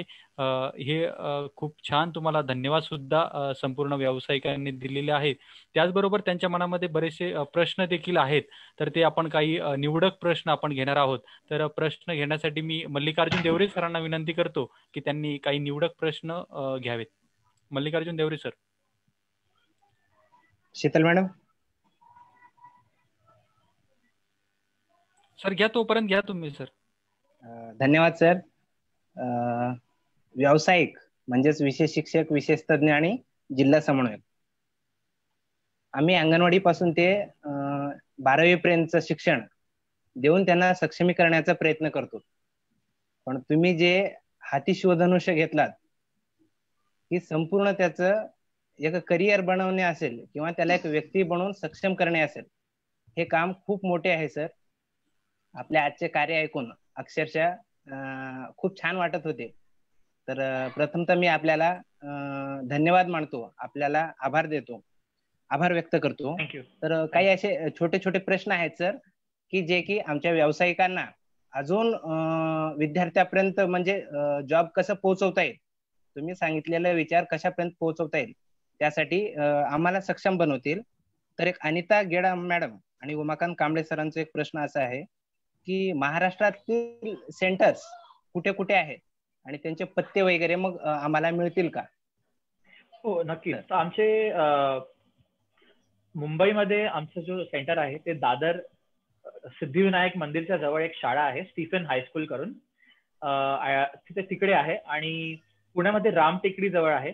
तर मी एक काम करीन, जे सगळे 4ही सेंटर आहे आमचे सेंटर आहेत मुंबईमध्ये, पुणे, अहमदनगर आणि नागपूर, त्यांचे पत्ते मी तुम्हाला देईन. तर तुम्ही पाहिजे तर ते फॉरवर्ड करू शकता, या पोस्टवर टाकू शकता, त्याच्याने सगळ्यांना माहिती भेटेल. आमचे कॉन्टॅक्ट नंबर्स पण आहेत, तर कॉन्टॅक्ट नंबरवर तुम्ही आम्हाला कॉल करूनही विचारलं तर आम्ही तुम्हाला नक्की सांगू की ऍड्रेस काय आहे आणि अजून आणखीन काही माहिती असेल तर सांगू.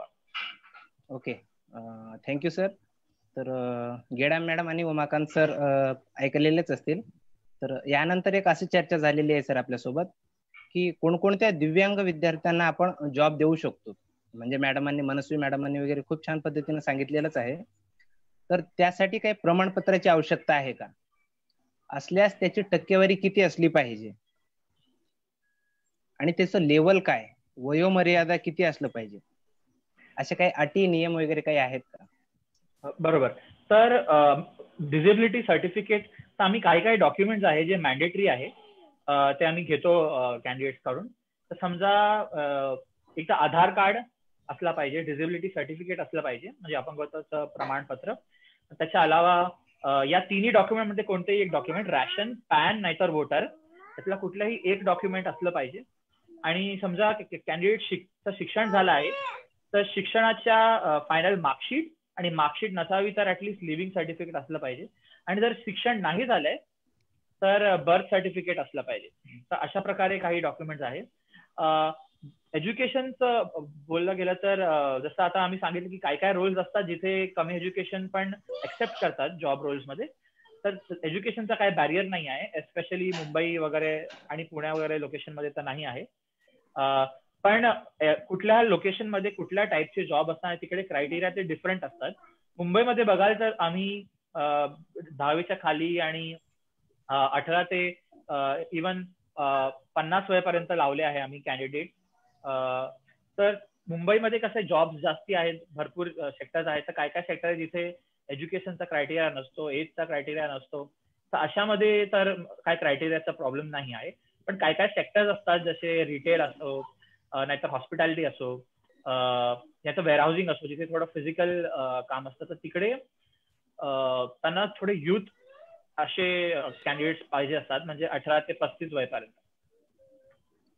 Okay sir, okay, thank you. हा जयश्री स्वामी मॅडमांचा प्रश्न होता. तर पुढे याच्याशी निगडीतच एक प्रश्न आहे सर, की ज्या विद्यार्थ्यांना आपण प्रशिक्षण देतो, तर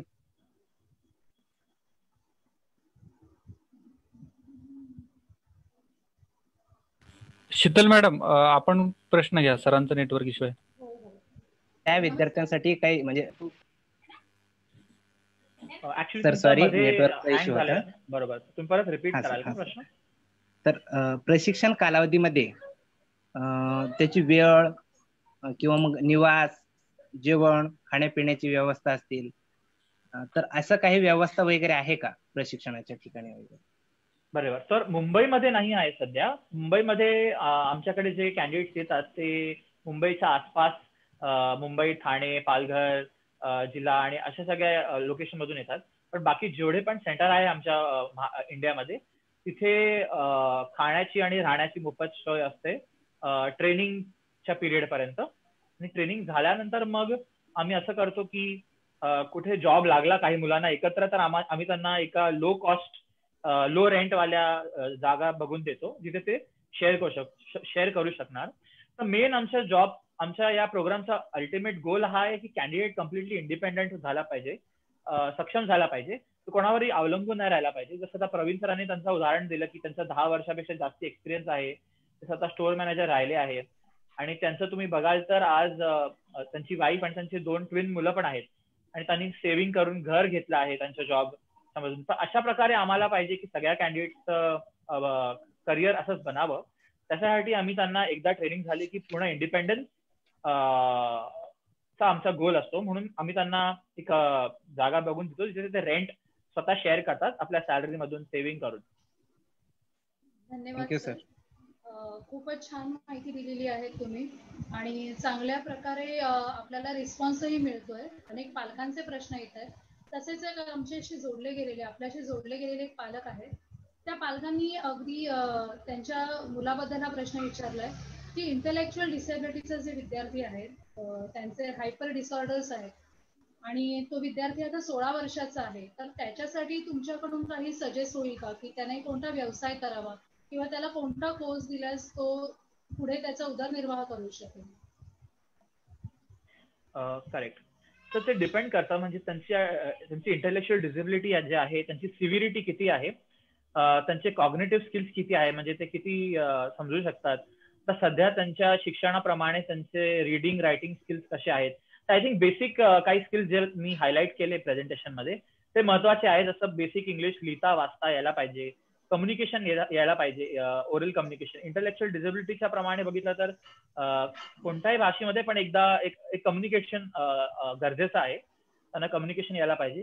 आणि बेसिक कम्प्युटर्स जे MS ऑफिस म्हणतो आपण, म्हणजे त्याची थोडी माहिती असेल तर ते चांगलं आहे. म्हणजे वर्ड असेल, नाहीतर थोडी एक्सेलची माहिती असेल, इंटरनेट कसं युज करायचं, म्हणजे ईमेल वगैरे कसं करायचं, गुगलवरती काय सर्च करायचं, ते हे बेसिक गोष्टींवरती त्यांनी फोकस केला तर चांगलं आहे. तर त्यासाठी मे बी ते कुठे क्लास लावू शकतात, नाहीतर ट्रेनिंग प्रोग्राम मध्ये एनरोल करू शकतात. चालेल. नाही सर, तुम्ही कंटिन्यू करा, अजून काही माहिती असेल.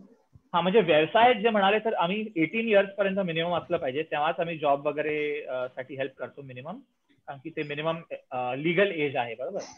तर मे बी 2 इयर्स पर्यंत ते स्किल्स वरती फोकस करू शकतात, त्यांना काही शिकायचं आहे कॅन्डिडेटला, त्यानंतर जॉब वगैरेची प्रयत्न करू शकतात. अजून एक प्रश्न आहे सर, इथे प्रत्येक व्यावसायिकाला हा प्रश्न विचारायचा आहे, खूपदा म्हणजे हा विचारला गेला इथे, की त्यांचं म्हणणं आहे की काही तिथे सीट लिमिट्स किंवा असं काही आहे का की तुम्ही साधारणपणे या प्रवर्गातील म्हणजे पर्टिक्युलर प्रवर्गातील एवढ्या मुलांना तुम्ही तिथे ऍडमिशन देता किंवा काही अटी आहेत का त्याच्यासाठी? नाही, अशा काही अटी नाही आहे. आम्ही कसं आहे, जेव्हा आमचं ट्रेनिंग बॅच सुरू होते तर आय थिंक त्याच्यासाठी हा एक चांगला प्लॅटफॉर्म आहे, कारण की बरेच वेळा असंही होतं आमच्याकडे की आमच्याकडे जॉब्स आहेत ती मार्केटमध्ये ती माहिती पोहोचणे कॅन्डिडेट पर्यंत ते खूप महत्वाचं आहे आणि ते पोहोचत नाही बरेच वेळा. उदाहरण द्यायला गेलं तर आता सध्या आमच्याकडे ठाणे भिवंडी साईडमध्ये इतके जॉब्स आहेत पण आम्हाला पालक मिळत नाही आहेत. आय थिंक असा प्लॅटफॉर्म आहे जिथे अख्ख्या महाराष्ट्राचे स्पेशल एज्युकेटर्स वगैरे आहेत, तर त्यांच्यापर्यंत जर माहिती आम्ही पोहोचू शकतो की आमची कुठली ट्रेनिंग सुरू होते कुठल्या सेंटरमध्ये या कोणत्या प्रकारचे आमच्याकडे जॉब्स आहेत, तर त्यांना एनरोल करणं आणि त्यांना ते जॉबला लावणं सोपं जातं. तसे काही अटी नाही आहेत, पण फक्त आमची बॅचची स्टार्ट डेट आणि एंड डेट असते. म्हणजे समजा आता या महिन्यात 10 तारखेला बॅच सुरू होते तर तशा प्रकारे आम्ही ऍडव्हर्टाइजमेंट टाकतो सोशल मीडिया वगैरे आमच्या ग्रुप्स आमच्या नेटवर्कमध्ये. तर एकदा की ती बॅच सुरू झाली तर मग आम्ही काही 3-4 दिवसपर्यंत एनरोल करतो. तर त्यानंतर समजा त्याच्यामध्ये एनरोल होता नाही आलं तर मग नेक्स्ट बॅच मध्ये आम्ही एनरोल करतो. आणि एक अट अशी पण आहे की आम्ही एनरोल करताना काही गोष्टी बघतो, जसं मी म्हणालो की आमचं मेन फोकस आहे जॉब्स.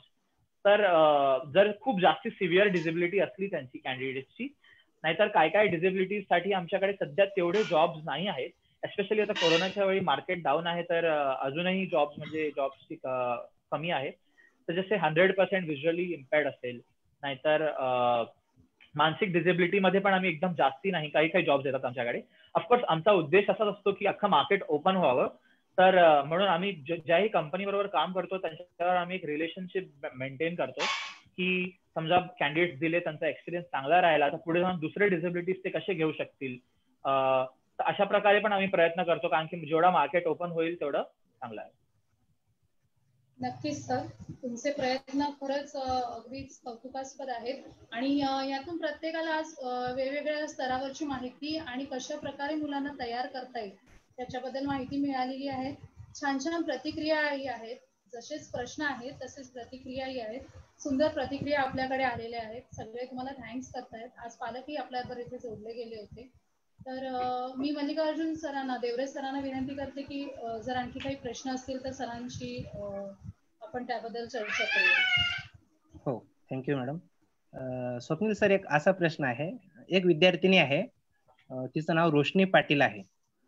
तिचे अपंगत्व आहे कर्णबधिरत्व, आणि तिच्या जर कौशल्याचा जर विचार केला तर ती क्राफ्ट मध्ये असेल, ड्रायव्हिंग मध्ये असेल, टेक्नॉलॉजी मध्ये असेल किंवा टेक्निकल असेल, जसे की एखादे मिक्सर वगैरे आहे, तिला जर ते दुरुस्ती करण्यासाठी जर दिला तर हुबेहूब म्हणजे ऍज इट इज बनवून ती देईल.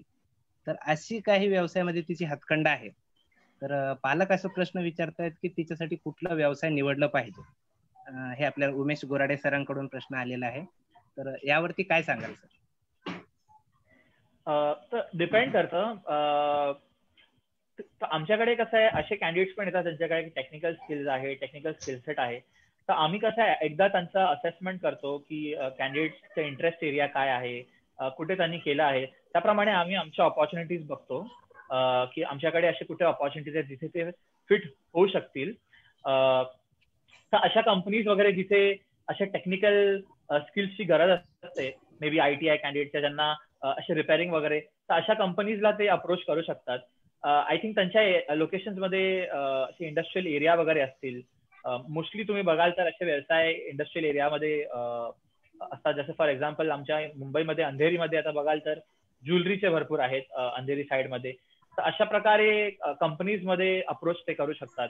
मे बी इथे रिपेअरिंग वगैरेचं गरज आहे. Thank you sir. तर आमचे एक भवर सर आहेत, जिल्हा समन्वयक आहेत परभणी जिल्ह्याचे. तर त्यांचा प्रश्न असा आहे की आतापर्यंत आपण चर्चा केलो ते जिल्हा लेवल किंवा तालुका लेवल मान्य आहे, तुम्ही सांगितलं आम्ही गावापर्यंत वगैरे कनेक्ट होतोय. तर जे गावखेड्यातील आहेत, ग्रामीण भागातील जे विद्यार्थी आहेत, जसं की एक्सेल वगैरे आपण त्यावरती चर्चा केला, कम्प्युटरवरती इंग्लिश भाषेवरती वगैरे आपण चर्चा केली. तर जे ग्रामीण भागातील मुलं आहेत त्यांच्यासाठी व्यवसायपूर्व तयारी कशी करून घ्यावी? जसं की तुमच्यापर्यंत येणं शक्य नसेल तर आम्ही त्यासाठी काही करू शकतो का, की आम्ही इथे राहून प्रशिक्षण वगैरे घेऊ शकतो का, किंवा व्यवसायपूर्व कौशल्य घेऊ शकतो का? बरोबर. तर याच्यामध्ये आता जसं तुम्ही एका कॅन्डिडेटचं उदाहरण दिलं तसं काही टेक्निकल ट्रेनिंग घेऊ शकतात ते, आणि मग त्या पर्टिक्युलर फील्डमध्ये ते जाऊ शकतात. बाकी असे स्किल्स बघाल तर कोणत्याही म्हणजे सिटी मधल्या जॉबमध्ये बघाल तर असे बेसिक स्किल्स लागतात, जसं कम्युनिकेशन आहे, मग कम्प्युटर लिटरसी वगैरे हे सगळे आहे. इव्हन बाकी ग्रामीण भागामध्ये पण मॅन्युफॅक्चरिंग कंपनीज असेल या वेअरहाऊसेस असतात, तर तिथे पण थोडंफार बेसिक तर इंग्लिश कम्युनिकेशन थोडंफार आलं तर ते चांगलं राहील. आणि इंग्लिश नसलं तरी ऍटलिस्ट जी लँग्वेज मध्ये ते कम्फर्टेबल आहे त्यामध्ये त्यांना नीट लिहिता वाचता ते यायला पाहिजे, कारण की ते बेसिक एसेन्शियल स्किलसेट आहे. त्याच्या अलावा जसं मी म्हणालो की कुठलं टेक्निकल जर त्यांना ट्रेनिंग घ्यायची आहे तर तेही ते घेऊ शकतात. म्हणजे ITI सेंटर्स असतात तिथे ट्रेनिंग घेऊ शकतात, आणि कम्प्युटर लिटरसी वरती फोकस करू शकतात. तर अशा प्रकारे ते स्वतःला अपग्रेड करू शकतात, अपस्किल करू शकतात. खूपच छान सर. म्हणजे प्रत्येक तुमच्या एका उत्तरातून एक विषय शिक्षक किंवा एक व्यावसायिक सक्षम होत चाललाय असं म्हणायला हरकत नाही. तर सर्वांसाठीच एक जिव्हाळ्याचा असा विषय आहे सर, की जे आपण टाळूही शकत नाही. आणि जर नोकरी जर द्यायची म्हटली किंवा काही एखादा रोजगारची संधी जर द्यायची म्हटली तर ते थोडंसं जिकिरीचं सुद्धा होतो. ते म्हणजेच इंटेलेक्च्युअल डिसॅबिलिटी आणि बहुविकलांग विद्यार्थी. तर इंटेलेक्च्युअल विद्यार्थ्याबद्दल तर बरंच काही सांगितलं तुम्ही. जर बहुविकलांग विद्यार्थी जर म्हणाल तर त्यांच्यासाठी म्हणजे काय करता येईल, किंवा त्यांना जर प्रशिक्षण जर द्यायचं झालं तर त्याच्यासाठी काही म्हणजे विशेष काही अटी वगैरे आहेत का? तर असं रमेश मरेवार सर आणि विना भिसे मॅडम विचारतो. तर बहुविकलांग म्हणजे मल्टिपल डिसेबिलिटी, बरोबर? Yes sir. हा, म्हणजे ज्यांना एक पेक्षा जास्ती डिसेबिलिटीज आहेत त्यांच्यासाठी. Yes sir. Yes sir. Yes sir. Correct. तर आम्ही अशा कॅन्डिडेट्सला पण एनरोल करतो. म्हणजे आमच्याकडे असे कॅन्डिडेट्स येतात जे मे बी ज्यांना ऐकता बोलता येत नाही, पण मे बी थोडा व्हिजनचाही इश्यू असतो. पण ऑफकोर्स ही एक चॅलेंज आमच्यासाठी पण आहे, कारण की कॉर्पोरेट्स बघाल तर कॉर्पोरेट्स नेहमी अशा दिव्यांग व्यक्तींना आधी हायर करायला बघतात ज्यांना ऐकता बोलता येत नाही, मे बी शारीरिक आहे, जे त्यांना समजते. पण बहुविकलांगता जी आहे या मानसिक डिसेबिलिटी आहे त्यांच्यासाठी जॉब मार्केट थोडा, या 100% व्हिज्युअल इम्प्रुव्हमेंट आहे त्यांच्यासाठी जॉब मार्केट थोडासा डिफिकल्ट आहे. पण ऑफकोर्स ते आमच्या सेंटर्स वगैरेंना अप्रोच करू शकतात. तर आम्ही कसं ट्रेनिंग वगैरे देतो, आणि आम्ही असं एक डिसिजन घेतलं आहे की आमच्या प्रत्येक बॅच मध्ये आम्ही ट्राय करतो की असे 1-2-3 कॅन्डिडेट तरी असावे ज्यांचं प्लेसमेंट कठीण आहे, म्हणजे ते आमच्यासाठी एक चॅलेंज असावं. मे बी त्यांना लो विजन आहे, नाहीतर इंटेलेक्च्युअल डिसेबिलिटी आहे, तर अशांना आम्ही एनरोल करायचा प्रयत्न करतो. तर त्यांना पाहिजे तर ते आम्हाला कॉन्टॅक्ट करू शकतात, तर आम्ही जे जवळच्या सेंटरमध्ये त्यांना रेफर करू शकतो. ट्रेनिंग वगैरे मध्ये जसं मी म्हणालो की जे बेसिक स्किल सेट गरजेचे आहे कोणत्याही जॉब्स, जे एंट्री लेवल जॉब्स असतात त्याच्यामध्ये हे काही स्किल सेट एसेन्शियल असतात. जसं बेसिक इंग्लिश यायला पाहिजे, नाहीतर बेसिक कम्प्युटर यायला पाहिजे. जर IT या कम्प्युटरचा रिलेटेड रोल आहे तर आपण बेसिक इंग्लिश इज एसेन्शियल.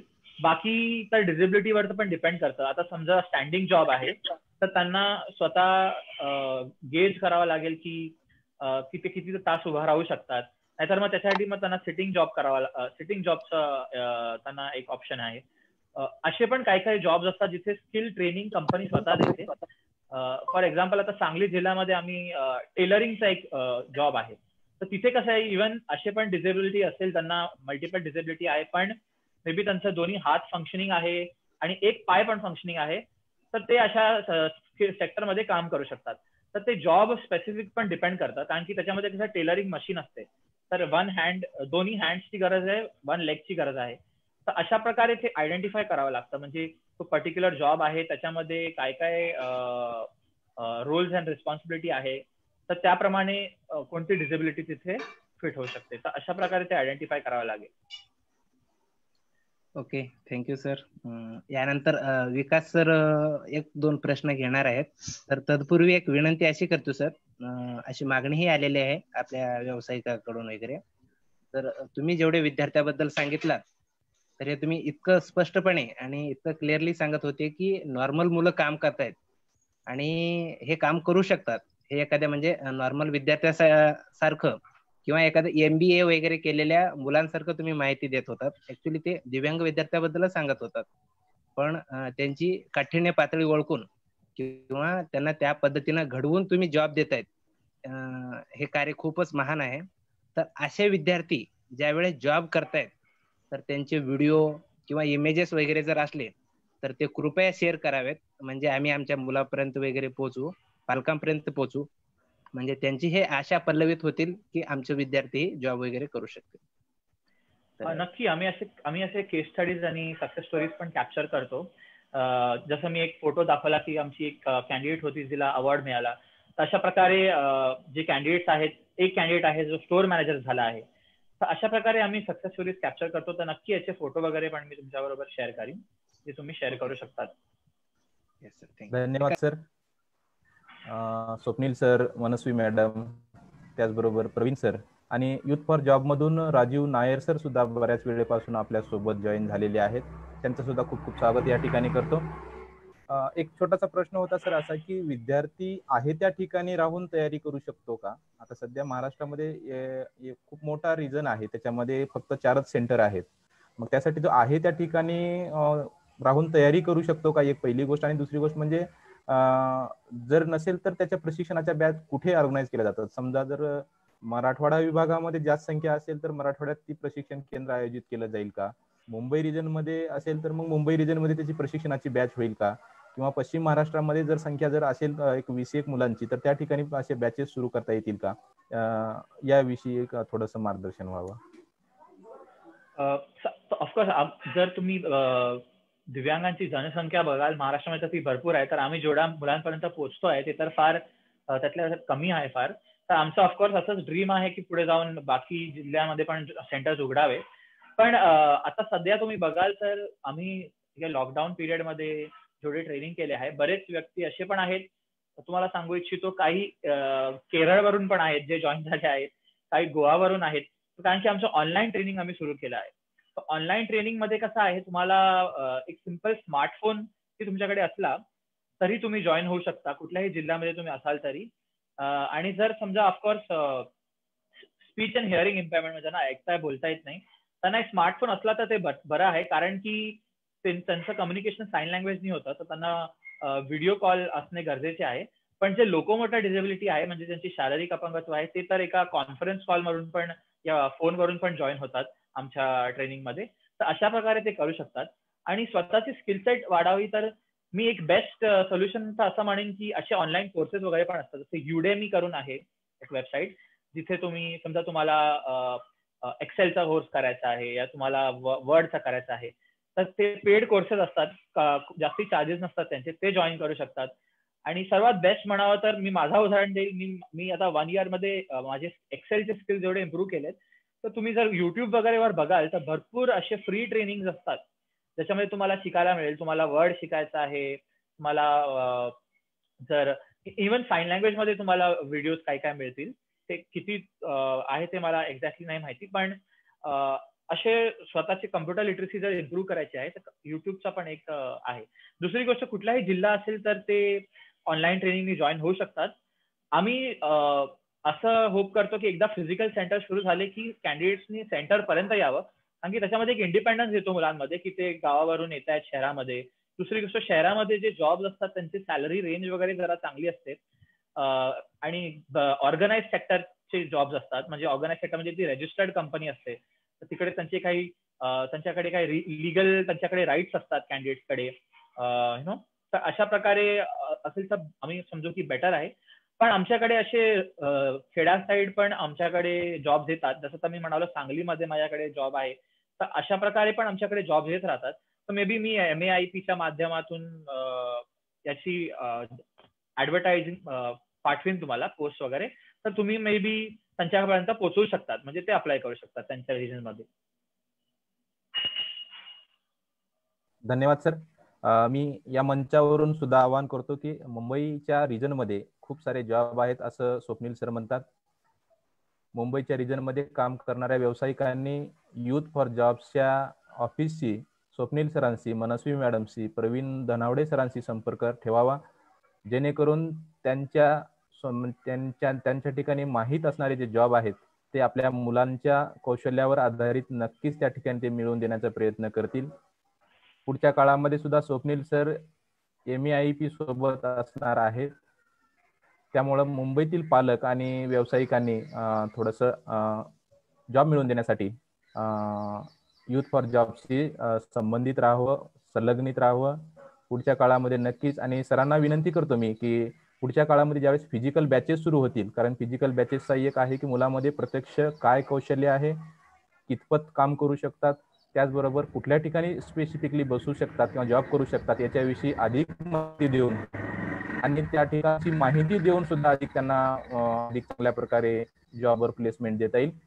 त्यामुळं फिजिकल लवकर सुरुवात व्हावं आणि सरांच्या बॅचेसची डेट सुद्धा आपल्याला लवकर कळावी. आमच्यापैकी कोणाही एका सदस्याच्या तुम्ही मेसेज दिलात सर नक्कीच आम्ही ते पूर्ण राज्यभर पोहोचू. एक दुसरा शेवटचा एक महत्वाचा प्रश्न विचारतो सर, ज्यावेळेस आपण जॉब प्लेस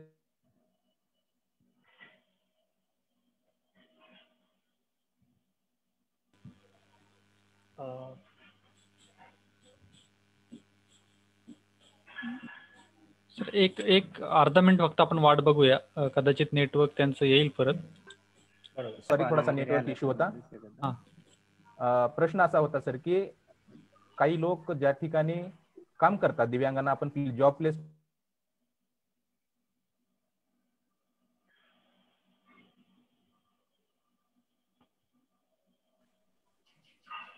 हॅलो, ऐकू येतं माझा आवाज? हा बोला. यस सर बोला. जॉब प्लेसमेंट दिल्यानंतर जे दिव्यांग विद्यार्थी काम करत आहेत त्यांच्या संबंधित जॉबच्या ठिकाणी काही अडचणी येऊ शकतात का, आणि आल्यानंतर युथ फॉर जॉब्स फाउंडेशन कशा प्रकारे मदत करते? एवढी एक गोष्ट शेवटचा प्रश्न माझा आहे. नक्की. तर कसं आम्ही आमच्या ट्रेनिंग मध्ये एक गोष्ट वरती फोकस करतो की जेव्हा आम्ही त्यांना जॉबला लावतो तर काहीही इश्यू आले, काहीही प्रॉब्लेम आले तर फर्स्ट पॉइंट ऑफ कॉन्टॅक्ट ते असतो की आम्हाला त्यांनी सांगावं. तर अशा वेळी आम्ही ते प्रॉब्लेम समजून HR मॅनेजर पर्यंत पोहोचतो आणि त्याचं काही सोल्युशन निघता येईल हे बघतो.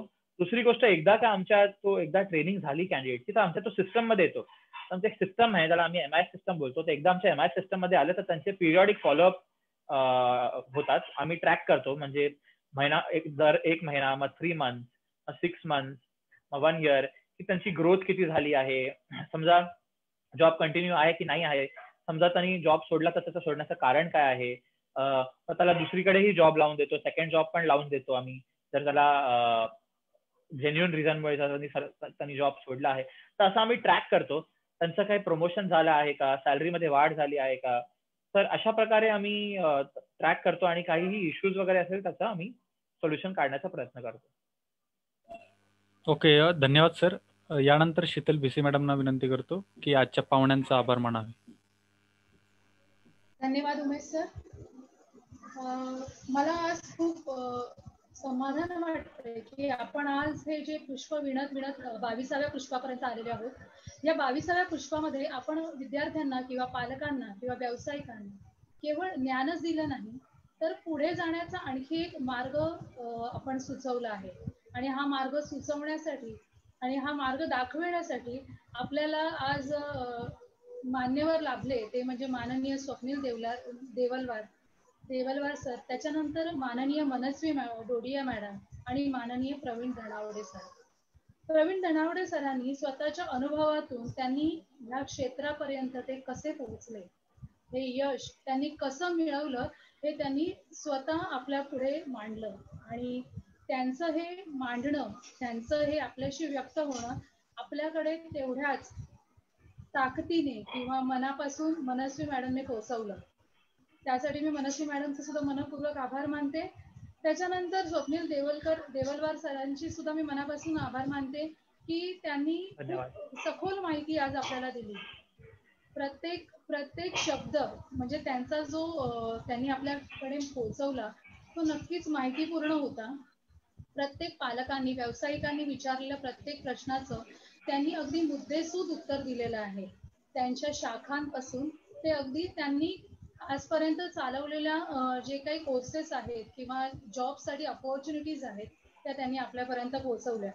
आजपर्यंत लिमिटेड जॉब्स फक्त अवेलेबल आहेत असंच आपल्याला जे वाटत होतं दिव्यांगांकरिता, तर तसं नसून खूप अशी क्षेत्र, त्याची कवाडं कशी उघडी आहेत याबद्दल त्यांनी आपल्याला सांगितलं. ज्वेलरी मेकिंग किंवा मग हॉटेलिंग असू दे किंवा रिटेल सेक्टर असू दे, मग ते IT सेक्टर ही असू दे किंवा मग कस्टमर सर्व्हिस असोसिएटचं काम असू दे, हे कसं दिव्यांग मुलंही यशस्वीरित्या पार पाडू शकतात हे त्यांनी आपल्याला आज समजावून सांगितलं. प्रत्येक क्षेत्राची सखोल माहिती तर सरांनी दिलीच, पण त्यासाठी कसा अप्रोच करायचा किंवा नोकरी देणं किंवा नोकरी मिळवून देणं इतकंच मर्यादित न राहता ही संपूर्ण टीम जी आज आपल्याला जोडली गेली MAIPच्या मंचावरून, त्यांना त्या विद्यार्थ्यांना, दिव्यांग विद्यार्थ्यांना त्यासाठी ते कसे तयारी करून घेतात, पर्सनॅलिटी डेव्हलपमेंट कशी करून घेतली जाते, इंग्रजीचे कसं ज्ञान दिलं जातं, संभाषण कौशल्य कसं त्यांचं सुधारलं जातं, एक्सेल असू दे किंवा कम्प्युटरचे थोडे जे जुजबी ज्ञान आहे, तेव्हा त्या जुजबी ज्ञानापासून ते अगदी प्रोफेशनल लेवल पर्यंतचं ज्ञान कम्प्युटरचं हे कसं विद्यार्थ्यांना देता येईल ह्याबद्दल सुद्धा सुरेख मार्गदर्शन सरांनी केलं आणि कशा प्रकारची मुलांची तयारी करून घेतली जाते हे सांगितलं. अनेक पालकांचे रिप्लाय आलेले आहेत किंवा प्रतिक्रिया आलेल्या आहेत. त्यांना कुठेतरी आज मनापासून समाधान वाटतंय की आज आमची मुलं जरी इन्क्लुसिव्ह एज्युकेशन मध्ये शिकत असतील किंवा इतर माध्यमातून, तरी सुद्धा या इन्क्लुसिव्ह एज्युकेशन मधून पुढे आलेलं एक मूल, मी ते जाणून बुजून मूल असं व्यक्त होते कारण की त्या पालकांची तशी प्रतिक्रिया आहे की एक मूल आज आपल्या समोर आपलं मार्गदर्शक म्हणून बसलेलं आहे. प्रवीण सर, यासाठी मी तुमचे मनपूर्वक आभार मानते, कारण की नेहमीच आपण सक्सेस स्टोरी वगैरे ज्या इथे मांडत असतो MAIPच्या मंचावरून, तर ही सुद्धा एक सक्सेस स्टोरी आहे आमच्यासाठी. तर पूर्ण MAIP टीम कडून मी या सर्व मान्यवरांचे मनापासून आभार मानते. राजीव सरांचेही आभार मानते, तेही जोडले गेलेले आहेत आपल्याशी. तसेच आपल्याला सदैव मार्गदर्शन करणारे, आपल्याला मार्गदर्शक म्हणून आपल्या पाठीशी उभे असणारे आपले राज्य समन्वयक आदरणीय अजयजी काकडे साहेबांचेही मनपूर्वक आभार मानते, कारण की त्यांनी दिलेल्या सपोर्टमुळे, त्यांनी दिलेल्या मार्गदर्शनापुढे त्याच आज आपण ह्या सगळ्या मंचावरून चांगले चांगले वक्ते किंवा चांगले चांगले उपक्रम मांडत आलेले आहोत. तर मी मनपूर्वक आभार मानते MAIP टीमचे देखील की त्यांनी मला ही संधी दिली की मी या मान्यवरांचे आभार मानू शकेन, त्यांच्या कार्याबद्दल काही बोलू शकेन. तर तुमचं हे कार्य आमच्याशी असंच जोडलेलं राहू दे. आणि मी स्वप्नील सरांना, मनस्वी मॅडमना आणि प्रवीण सरांना विनंती करते की त्यांनी आपल्याशी असे जोडले असू देत. आपल्या व्यावसायिकांना आणि आपल्या पालकांना असंच त्यांनी मार्गदर्शन करत राहावं. याशिवाय आता ह्या समारोप करताना, या सत्राचा समारोप होत असताना मला सांगायला आवडेल की उद्याचं सत्र हे उद्या 4 वाजता आपण सगळेजण पुन्हा याच मंचावर भेटणार आहोत आणि तेही डॉक्टर किरण धाडे, अधिव्याख्याता SCRT पुणे यांच्यासह आपण जोडले जाणार आहोत. तर मी विनंती करेन की प्रत्येकाने ह्याच उत्साहाने नवीन ज्ञान मिळवण्याच्या हव्यासापायी ध्यासा पोटी आपण उद्या पुन्हा भेटूया. तर मी आजचं सत्र सर्व मान्यवरांच्या वतीने संपलं असं घोषित करते आणि आपल्या सगळ्यांचे मनपूर्वक आभार मानते. धन्यवाद. Thank you Sheetal madam.